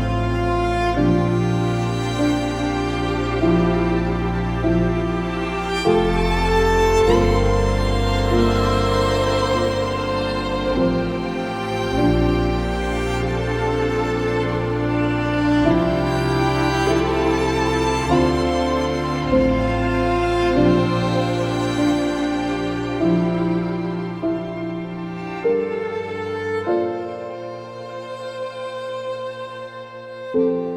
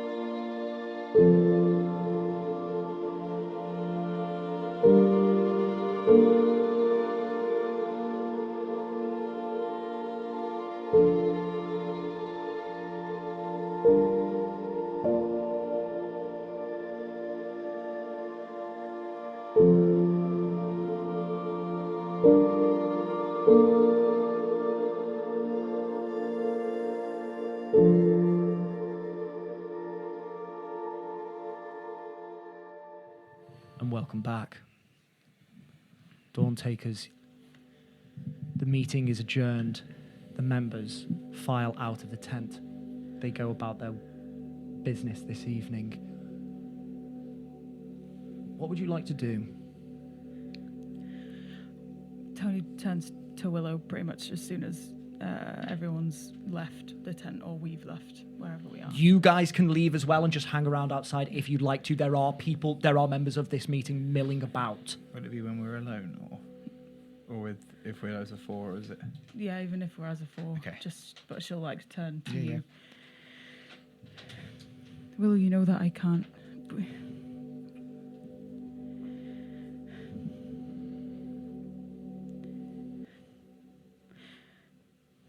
I need to come with you.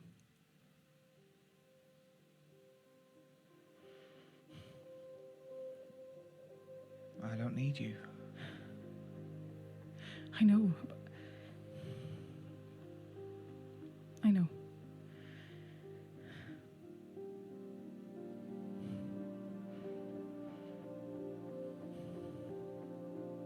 I can't not with something like this.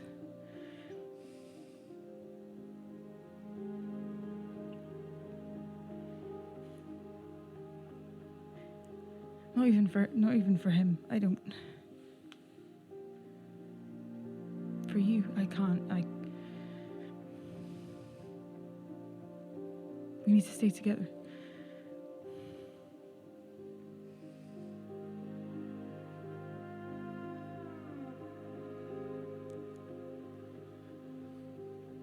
You know that we do. We have to. We can do both things. This is too big. Guys, can you give us a minute? I am not there. Oh, okay. Is anyone there? It's up to you guys. Yeah. Yeah, I'll see you later.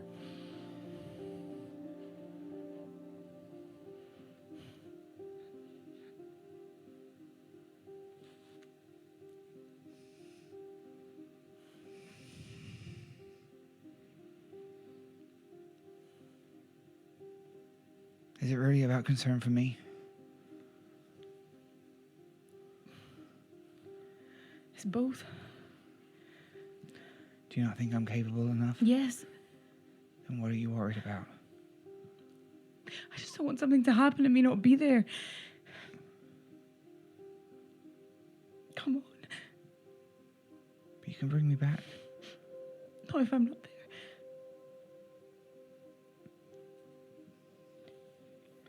Can I insight check Tony? Give me an insight check. Antonia, give me a persuasion or deception check, depending on what your motivations are to set the DC. 2 minus 1 is a 1. I got a 30. 30. Yeah, but I think I'm looking for the worry, almost the like Not the care worry. Yeah. The fear Yeah. worry. Yeah, I get you. She's Like the fear of failure, not the Yeah. worry of I've got you. concern. Yeah. she's been truthful with what she said. It's both. Hey.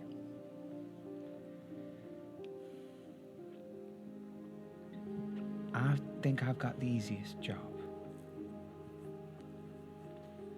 You have to talk to people. I know. It's practically a miracle needs to happen.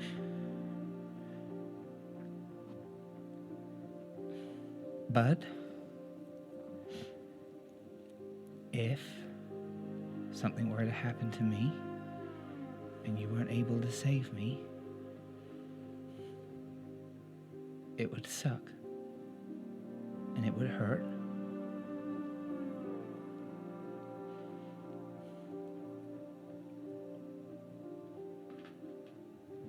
But part of me feels like I'd return home if that happened. And you'd grow on to hopefully take the good bits of me. Don't stop. I don't. No, what I'm saying is that we love each other. So I'm gonna try to see your face again.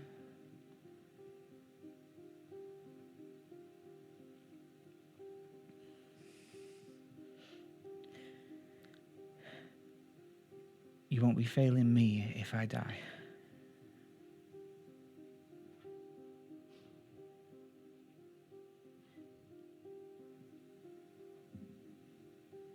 You have to be okay. I will be. I know you can handle yourself. I just don't want to lose you.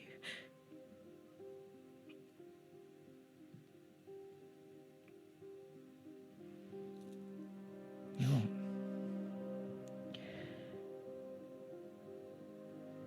I'm gonna write some conversation topic starters Yeah. for you. Because it's not going to be good, is it? No.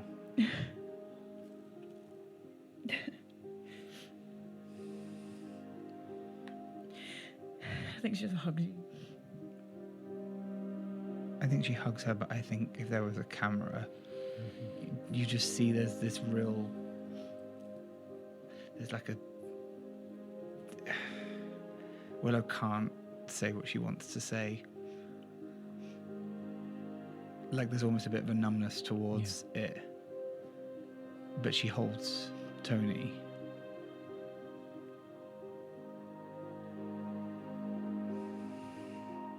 And just does what she needs to be comforted.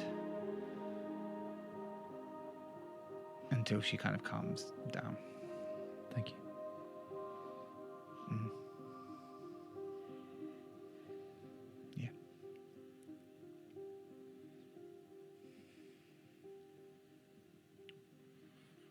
Siggy? Look around and Sigismund's wandered off somewhere. Siggy. Fucking give me a minute.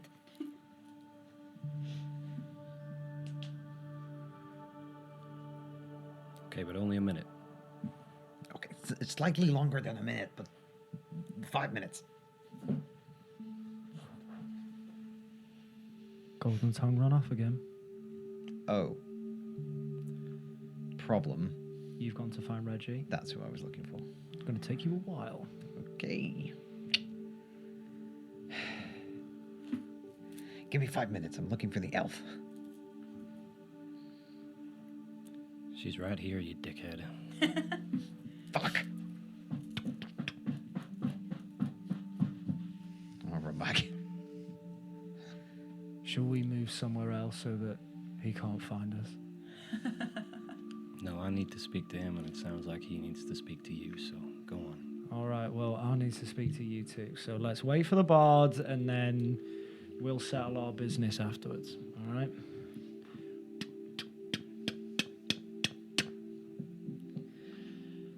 Where have you been? We've been waiting for hours. It's been 5 minutes since the meeting ending. Why are you looking Anyway, at your sending I was bracelet? looking for You you. don't know the time on that. Cricket, can you give us a minute? I'll catch up with you in a bit, Cricket. See you later. If you just wait outside the tent, that should be fine. I'm assuming we're... You're outside the tent. Okay. Wait around the side of the tent. Okay. I'll walk around the side of the tent. Pro code out the window. What's your problem? I'm cold. They don't have enough furs in this place. No, I mean, what's your problem with me? Look, I get it. You were assigned to destroy my life. Fine. Done. And then I had the gall to invite you into this mission to try and make the country a better place. But why do you insist on pushing my buttons? Why is it funny for you to embarrass me in front of all of my friends and my cohorts? We're trying to change the country here, Reggie. Grow the fuck up. That's all I wanted. And I'm gonna go find Cricket. Send him my way once you're done with him. Oh. I'll find Cricket. You head round the side of the tent. Cricket, are you there?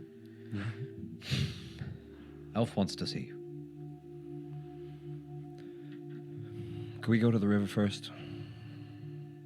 Yeah, I guess. Bring your spade. Do I have a spade? No, Oh. you've left your gear back at the tent, so you make a quick aside to go to the tent. Detour. Yeah. Got it. Can you dig me a hole, brother? Sure. Yeah. I love digging holes. Is everything okay? Go, dig. Yes, sir.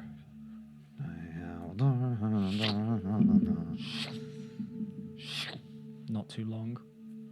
You have a Just hole. sorry, just as he's digging. You're really brave, Siggy. Thank you. I know. You're gonna go and open the gates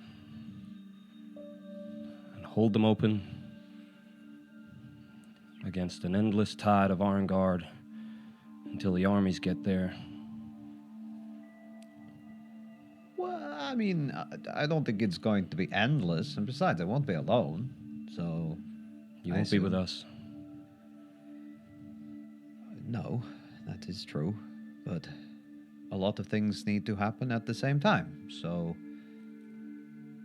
we have to try and make that happen. I need you to promise me that you'll keep yourself alive.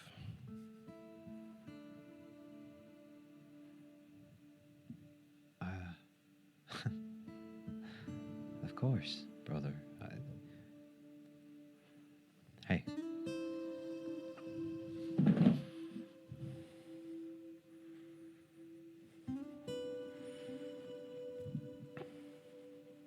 I swear upon the ancestors that I will do everything in my power to I know, come back. Siggy, I know you say that now, but you're so hot-headed, you'll get caught up and you'll do something heroic and something will go wrong. You're strong and you're brave, but I need you to think about yourself and put yourself first, okay?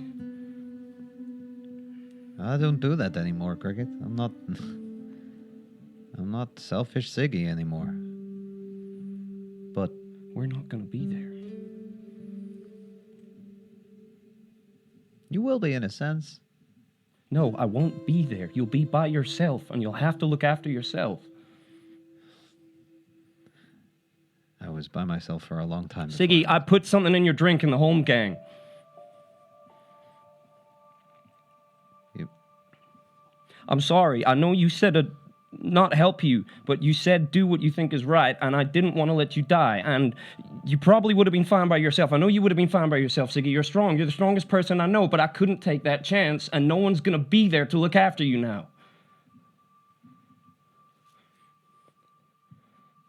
Whoa. Okay, you talk really fast. What do you mean you put something in my drink? It was just a potion that made you a little bit beefier. I don't need to be. I don't need to be beefier, Cricket. I asked you not to get involved. I know you asked me not to get involved. I told all of you not to do anything. I've been telling people that I'm the Jarl. You are the Jarl. Based on that battle. I won that battle by I was supposed to win by myself. You did win it by yourself, Siggy. No, I mean...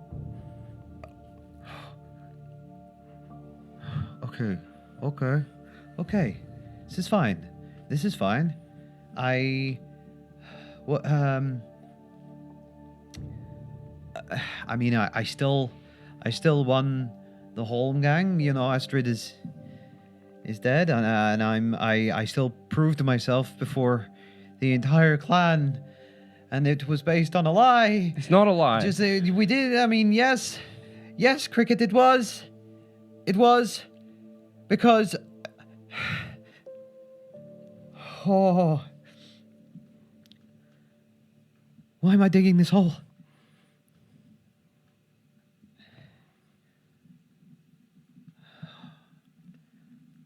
I'm not angry.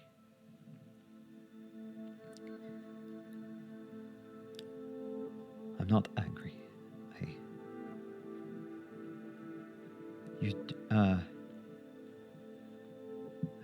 I maybe need to process this.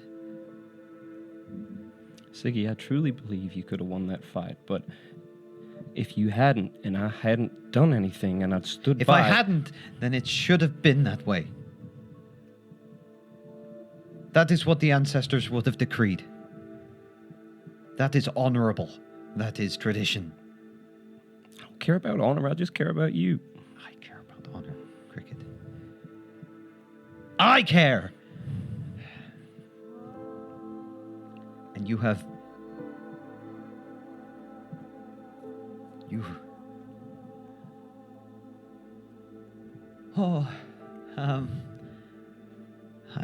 I don't know how to process this. I'm sure it will be fine.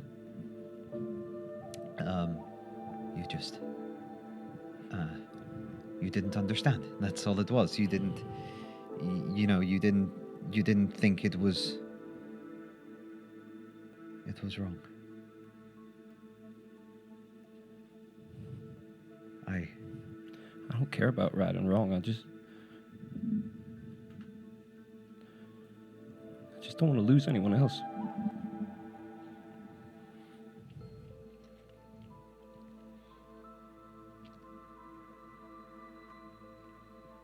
I think I need to be alone for a second.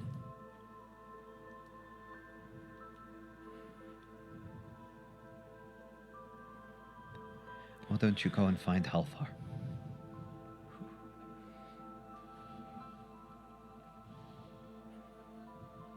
And don't tell anybody what you did.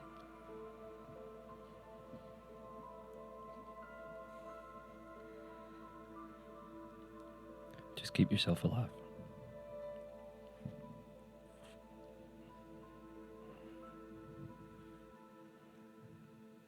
I think Siggy fucking yeets the shovel into the river. And sits by the bank, just processing this.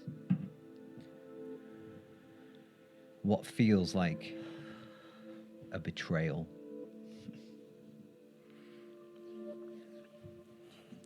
With the best of intentions.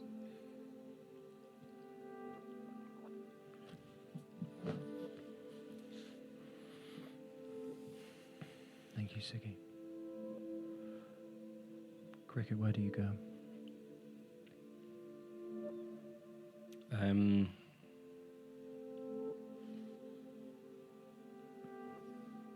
I just disappear into the shadows and watch him for about 30 seconds.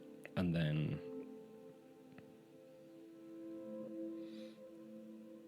I'll go and find Reggie.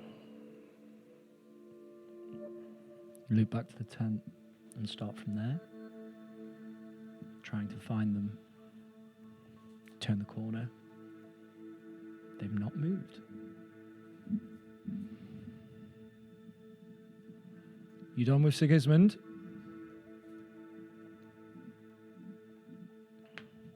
I don't know, maybe. I hope not. Ooh. That doesn't sound good. Well, lucky you're all splitting up. Give each other some breathing room.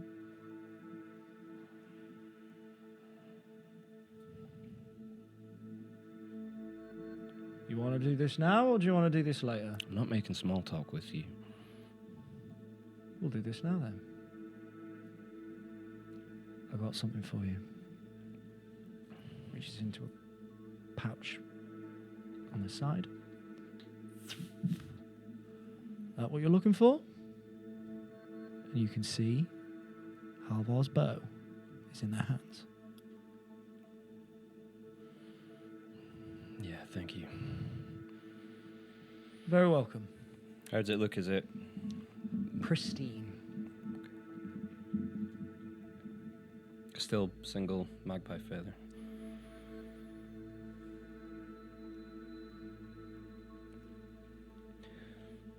Thank you. My pleasure. You asked me to pick up a couple of other things. Took me a hot second to try and figure out what a null charge was. Is it this thing? They pull out a null charge. Yeah? That's the one. Okay, brilliant. There you go. I'm so sorry, bear with me. Yeah, there we are. You also asked me to get stuff that interested me. My pan pipes. Oh. Yeah. Oh, thank God. There we are.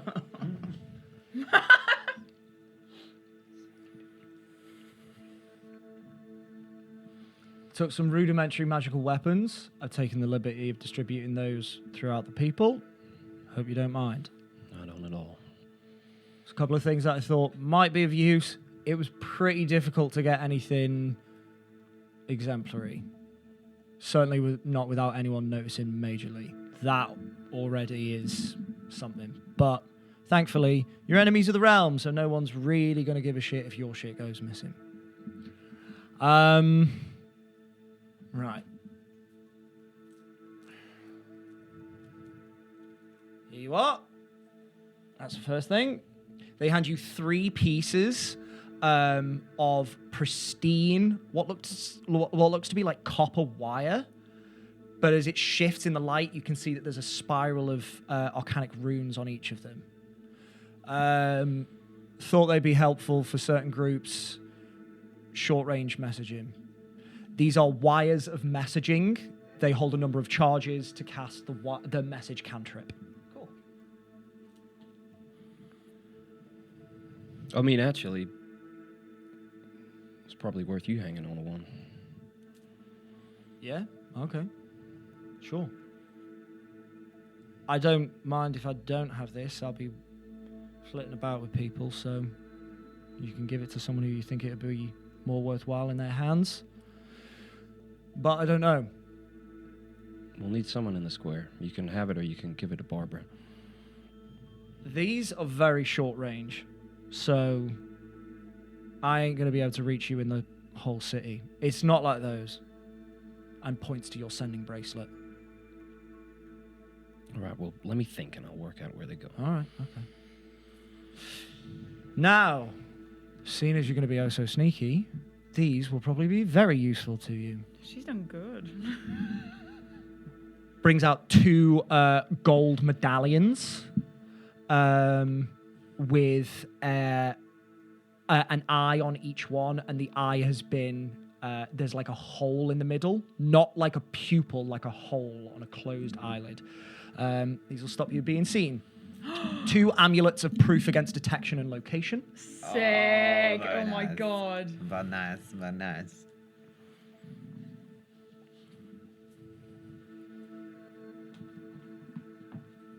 You're going to tell me this at the end, and I'm not going to write it down. That's fine. Wins in a bottle. That is a potion of bottled breath. Like a fart? I fucking hope not, because I risked a lot to get this shit. So if it's a fart, I'll be going to the RBIRA. The what? The RBIRA. EIEIO. I'll be going to the RBIRA myself and bringing the whole fucking thing down. I did also find these. Hands you what looks to be bottles of flame. And it has got a yellowish gold hue to it. Careful when you drink that, because it gives you horrible indigestion. I'm just kidding. Dragon's breath. They are potions of dragon's breath. Oh, fuck yes. 3 of them. Potions of indigestion. You're going to need a potion of Rennie to get over that. Yeah. I also got one of these. Picks out a small, what looks to be like a black marble off of, like about yay big. I swiped one of these off of, one of the iron brands. Be very fucking careful with it. They've been using these in their raids. Someone tries to get away, they fling one of those fuckers at them. And it hurts. You do not want to be caught in one of those. Not good. That's all I got. Black bottle. Pokeball. You've got a lot. Well, I did what I could. You've done a lot. As it happens, I got something else for the Crucible. It turns out I got it for you. I've got a contact from within the RBIR. What is wrong with me today? I cannot say that. Say Arbara. Within the RBARA. They might be able to help you out, but we'll talk about that later. But that's all I got. That is all I've got. Thank you. That's what you hired for me for. Well, you didn't have to give me so many surprises. Listen, when I get given a job, I do it right and I do it well. That's why it costs so much.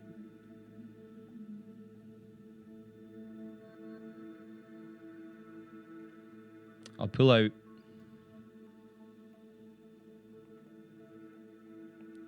I'll pull out 30 platinum. Put your fucking coin away. It's only partly a tip. Okay, colour me intrigued. What is it also a part? Just keep an eye on him. On Golden Tongue? Yeah. If you're flitting about anyway.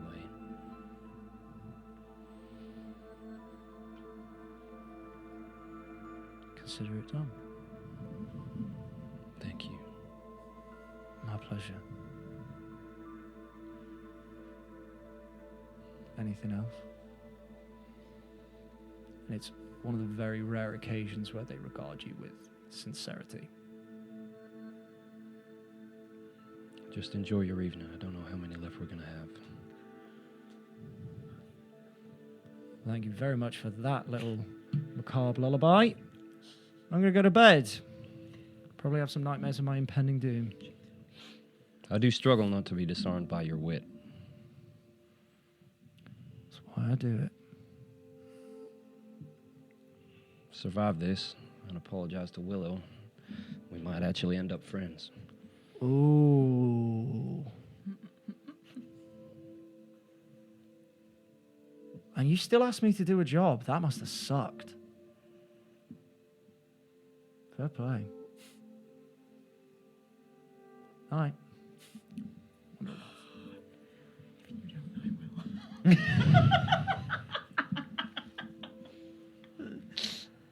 That's me. there any more conversations held this evening? Yes. Go on. I think Willow, after speaking to Tony, goes for a little bit of a walk. I think maybe she goes to like walk out of the tent and doesn't hear that conversation, but hears Cricket's voice, and it starts to think of all the ways that the Albara could go wrong.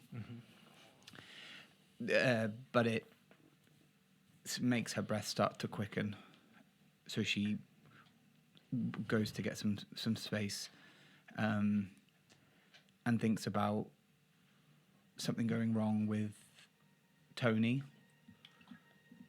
but much to her hatred, but oddly a comfort in this moment, she sees Haverin, or the forms that she knows as Haverin at least, shielding Tony, and goes back to Cricket, but that doesn't happen, and goes back to Tony, and like an iron guard's about to stab her, but a shield gets in the way and kind of flits.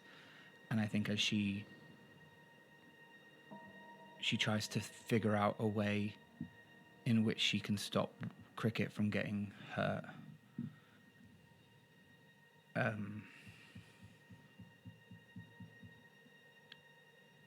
But obviously where he is, any magical thing she can do will just get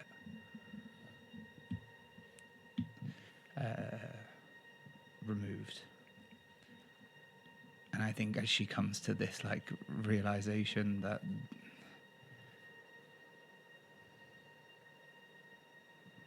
this is a big chance, she starts to have a panic attack, and I think the ground starts to tremble underneath her, which she squashes.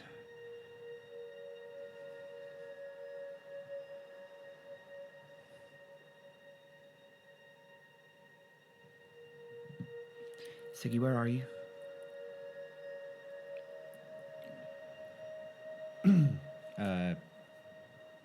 Hearing that, Siggy kicks out of a bit of a reverie that he was in, lots of thoughts flying around. I'm down by the river. Just came to get some breathing space. Wild shapes into owl and just flies directly to him.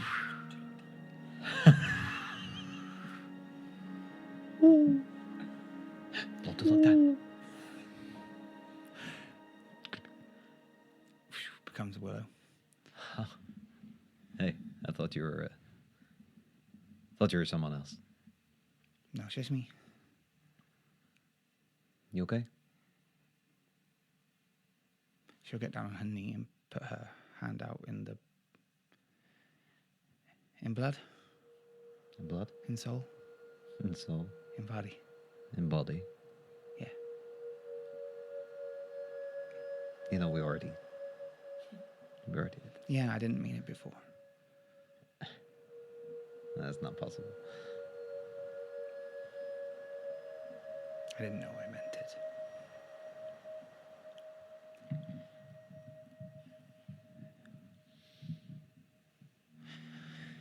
Drenga's important, right, though? Of course. Yes. Shield brothers and shield siblings, you know? Yeah. I mean, you stop them from dying, right? As best you can. Whatever the cost. Yeah. You know, to a certain degree. There's things you shouldn't really do. But,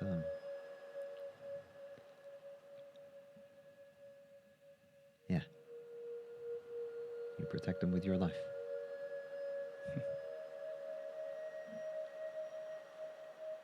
That's why I love you.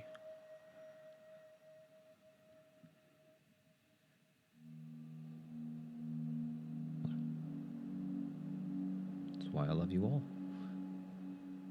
I know you would do the same for me.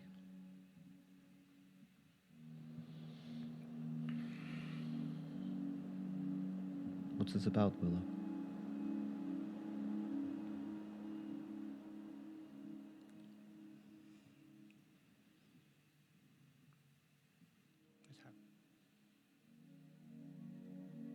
love, Cricket.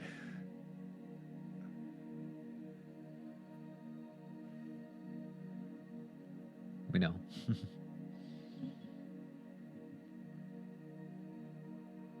So do I. But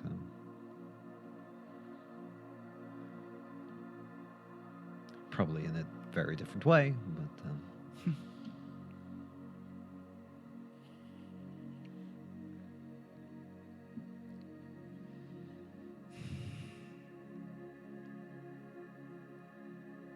If he dies,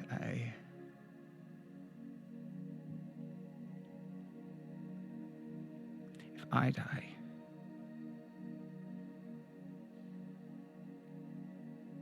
he'll be heartbroken.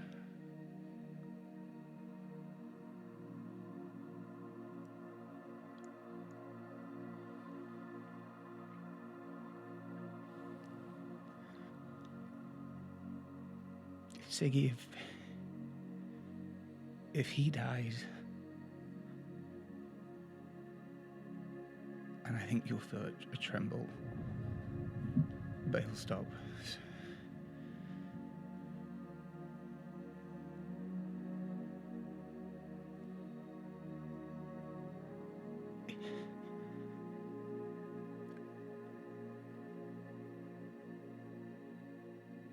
I don't know what I'll do.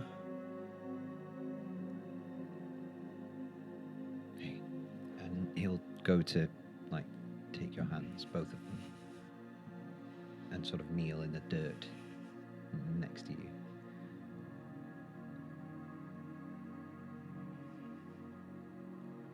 Look, I don't know what's going to happen during these missions. No one does.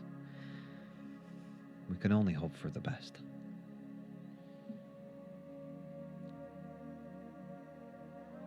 But we are the Dawn Takers. We are masters of our own fate. Cricket of the Ignalki knows what he walks into. And he faces it with fear, yes, but with determination. And if that's not courage, I don't know what is. You, I don't have a single worry about. You are incredibly powerful, so much so it scares me sometimes.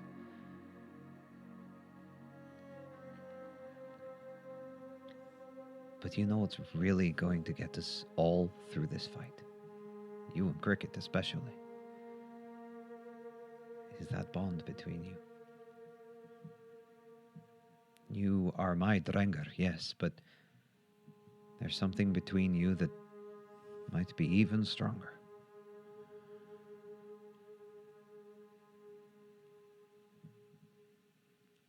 Movable rod. Eh? When you were going nuts about the sword, Yeah. I was trying to get you to me to save him. And he put the rod against your hand to stop you from going after me.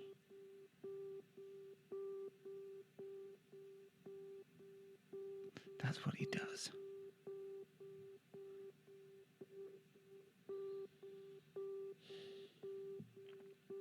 I need you to promise me something.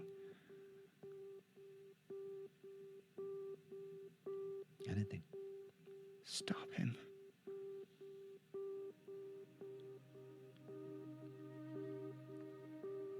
If it looks like I'm gone,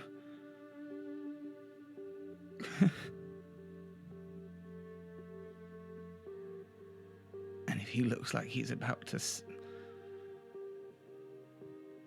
save me at the cost of him, stop him.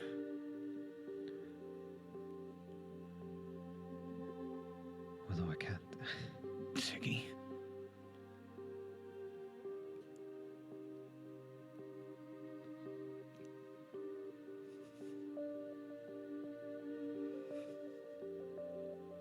Okay.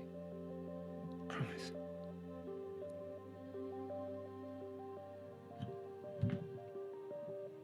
Come on. If I break that, I'll die.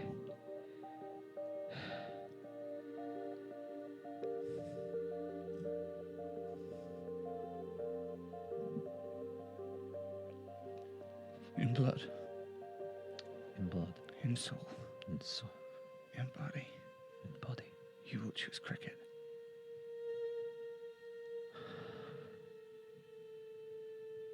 I will choose cricket. A line of auroras appears around your hands for a moment and then it's gone. And then you get him through it, okay? Fuck you for doing this. He loves you.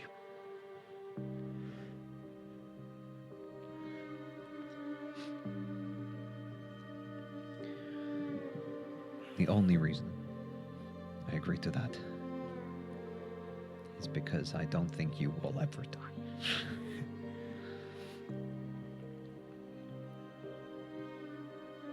But I will take care of him.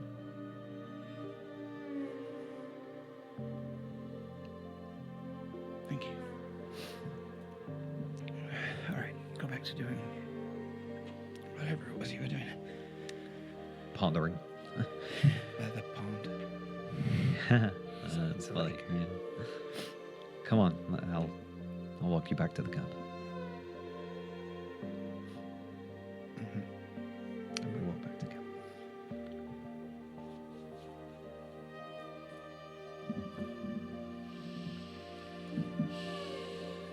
Any more conversations happen this evening?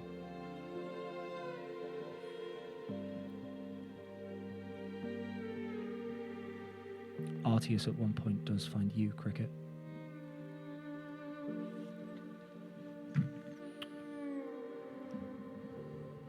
There are many things that I have to give out in the coming days to prepare people. I wanted your professional opinion on these before I have no time to make changes. Gets out arrows, each one with a glass vial at the end, with some of the orichalcum eating liquid.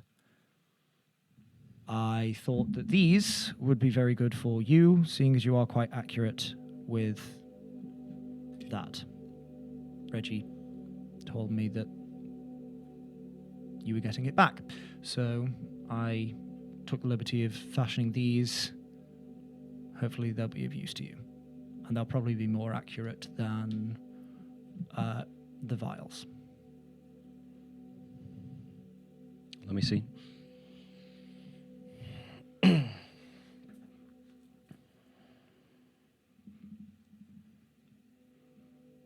look good. Well balanced.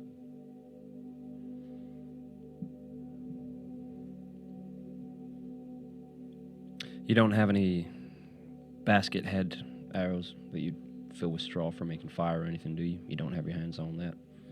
We can get you some of those. Yep.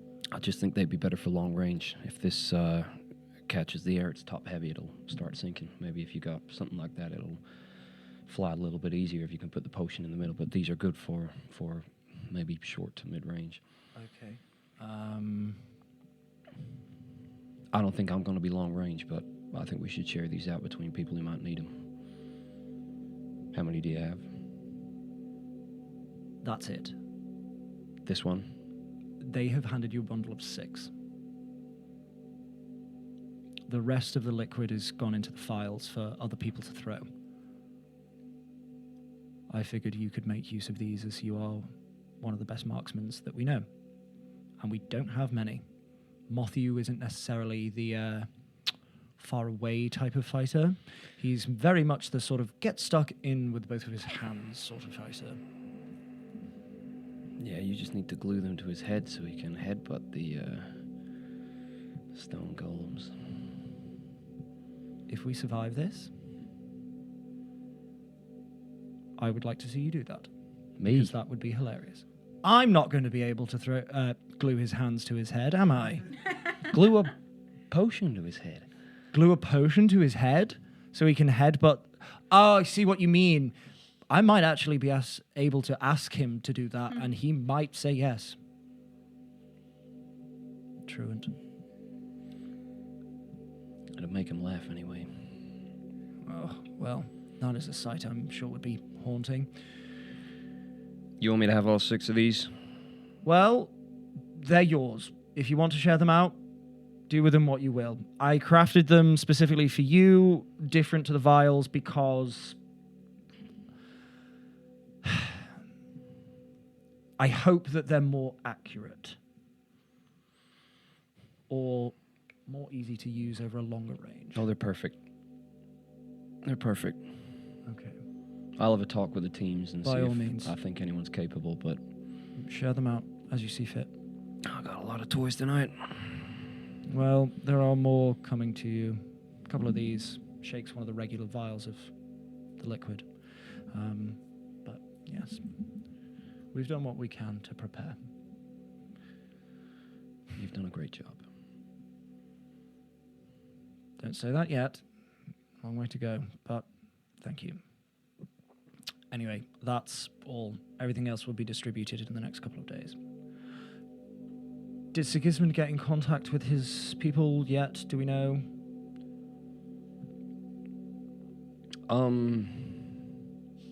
I think he. Over the next couple of days, Yeah. it's fine. Just when you can. No, Thank you. Sure. Yeah. Good evening. Wanders off.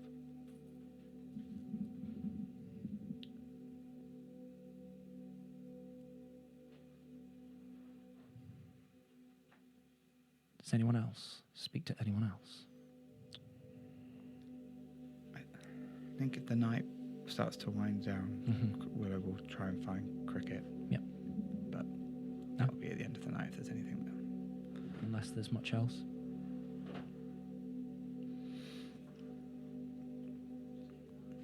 Then you can. Is Cricket findable, or does he? Yeah, I think he's just bogged.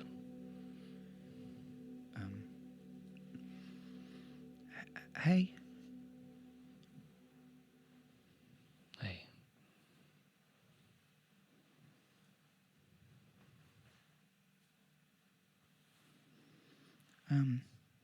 There's beds here, remember?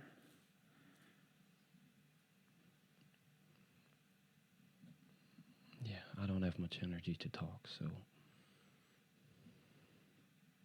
I just kind of just want to hold you, if that's all right. Yeah. Yeah, I'd like that.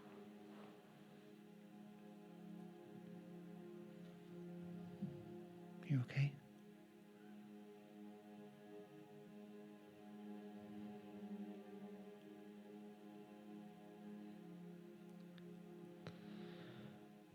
I just got a horrible feeling that something's going to change.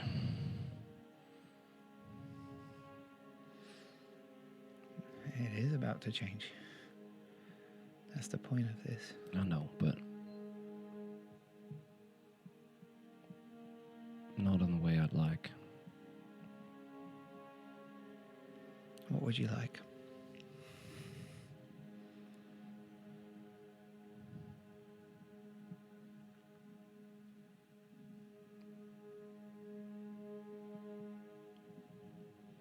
Peace without war.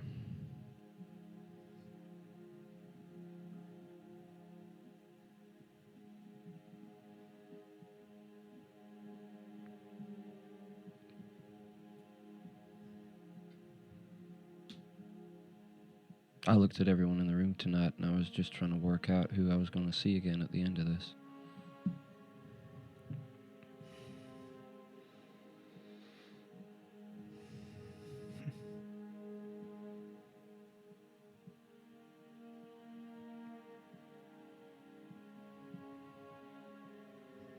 Yeah.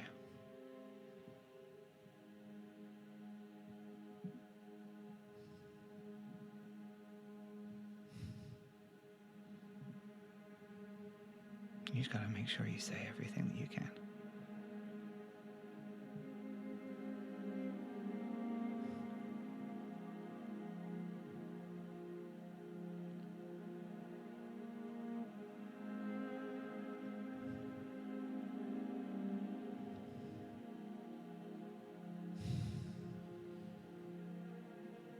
You know, it's times like these, right on the edge of death,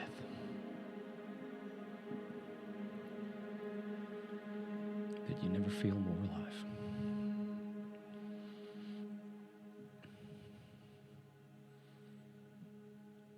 Come to bed with me, Willow Clearer.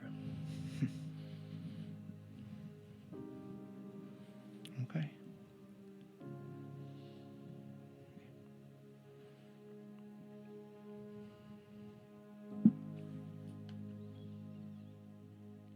The night passes. And so do the next few days.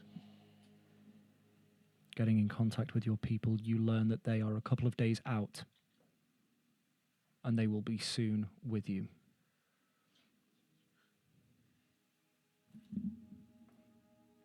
Once they arrive, they are updated on the condition of things. You hear that the Grey Tribes are marching across the plains. They are positioning themselves, awaiting the go.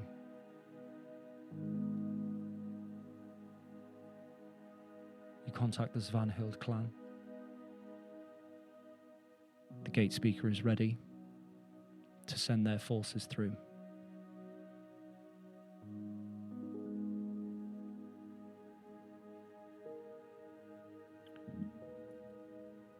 You spend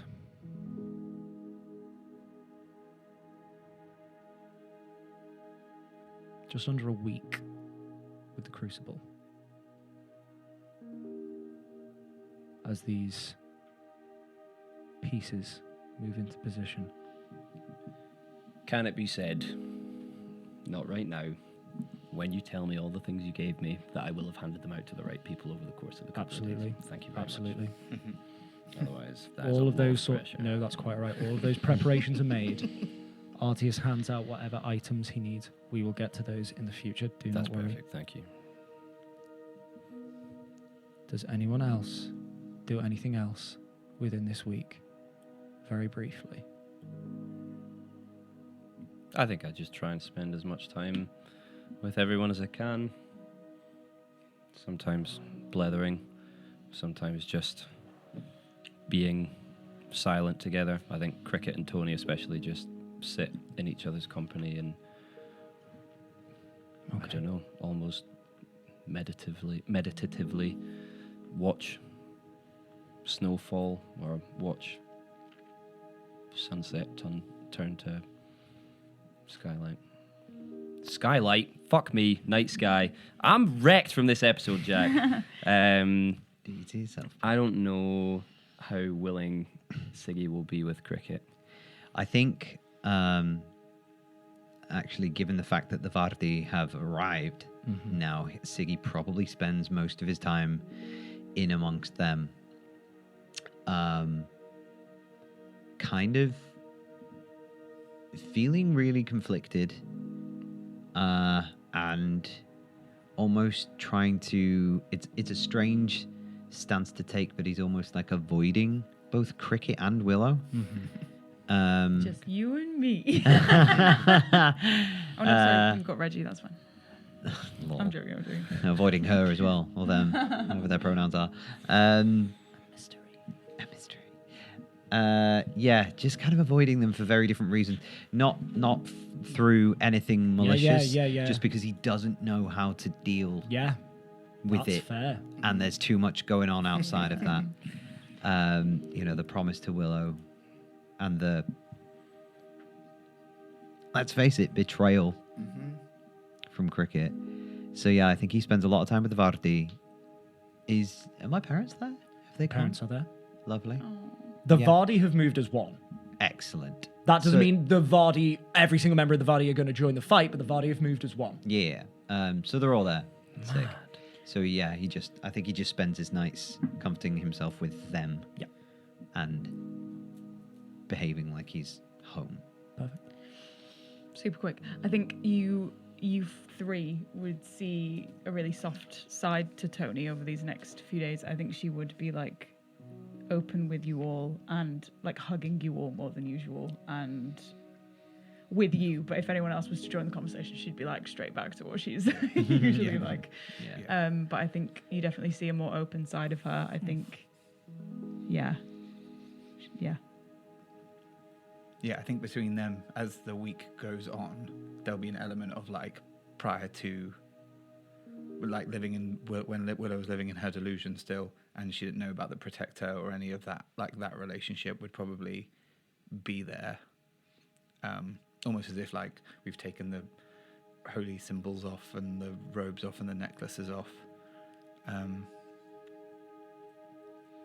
Yeah, and she'll spend every night, if willing. 100%. I was going to say daytime split between trying to distract himself, trying to catch Siggy's eye, but probably not getting it for long enough to have anything meaningful. Especially after what you've said with knowing that Tony's softening and opening up, he'll seek time, just the two of them, not even to talk, but just to spend that time. And nights are with Willow sometimes maybe not sleeping, just looking at each other and being with each other.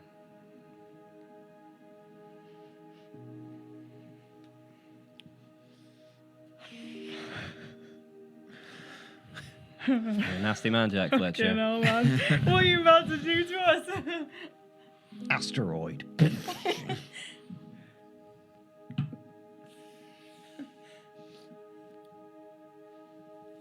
Over this week, the Crucible relocate with the help of Willow and other druids, Artius, Torfin, whomever has some form of teleportation magic. You leave your commune behind. In the days towards the end of the stretch leading up to the assault on the capital, that commune gets akin to a ghost town.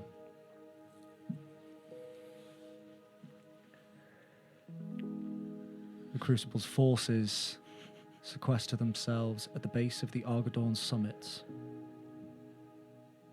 across the river, and maybe a day or two's march from Alcira.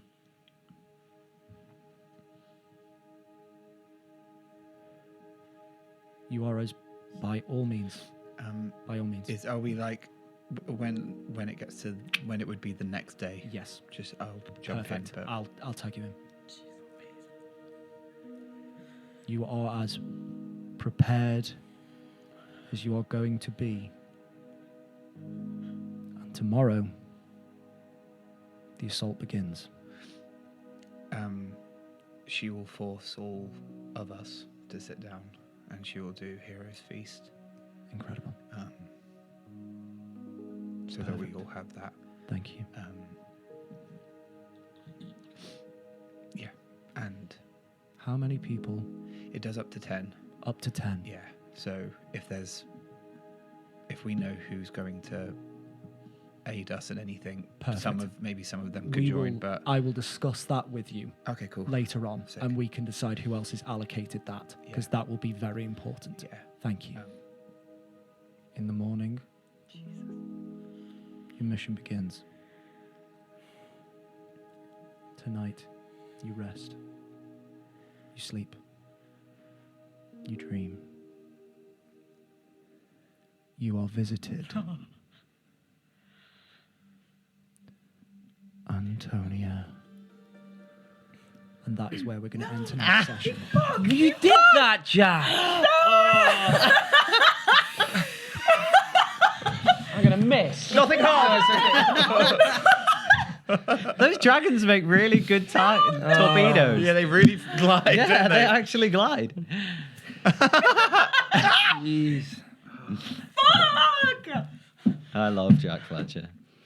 I feel like he's not been here for that? because we've not played since July. Yeah, he's it's been out of my been life. a It's been while. It's not been out of my life. Absolutely not. Oh my god. I am always with you. The fringes return. Thank you so much to each and every one of my Dawn Takers. Inspiration to every single one of you, please. Oh god. That Was that you, Derry? was me. Oh my god, you sounded just like Pete. No, I love that. Derry, please, I love you so much. I'm so I sorry. love you, man. I don't like being angry at you. Guys, no, no, Roll no, credits, roll I'm credits. sorry, I've got I'm so sorry. much I to was say about about that stop. I was chat. just about to Jack, go. wrap up the episode. Come on. Thank Watch you. roll, Fucking get a grip. watch roll credits to see me and Pete make out. I don't know. Oh, nice. Let's get this. quick! Let's get this Credits, going. credits. As per usual. Pete's being dressed up as Reggie. Go, go, go, go. As per usual, thank you to you at home for watching. Please join us again next time, where we see mission 1 of the Alcira assault. Until then, adventurers, please keep on keeping on. Peace and love. Holy shit. Good night. And that's the end of the campaign.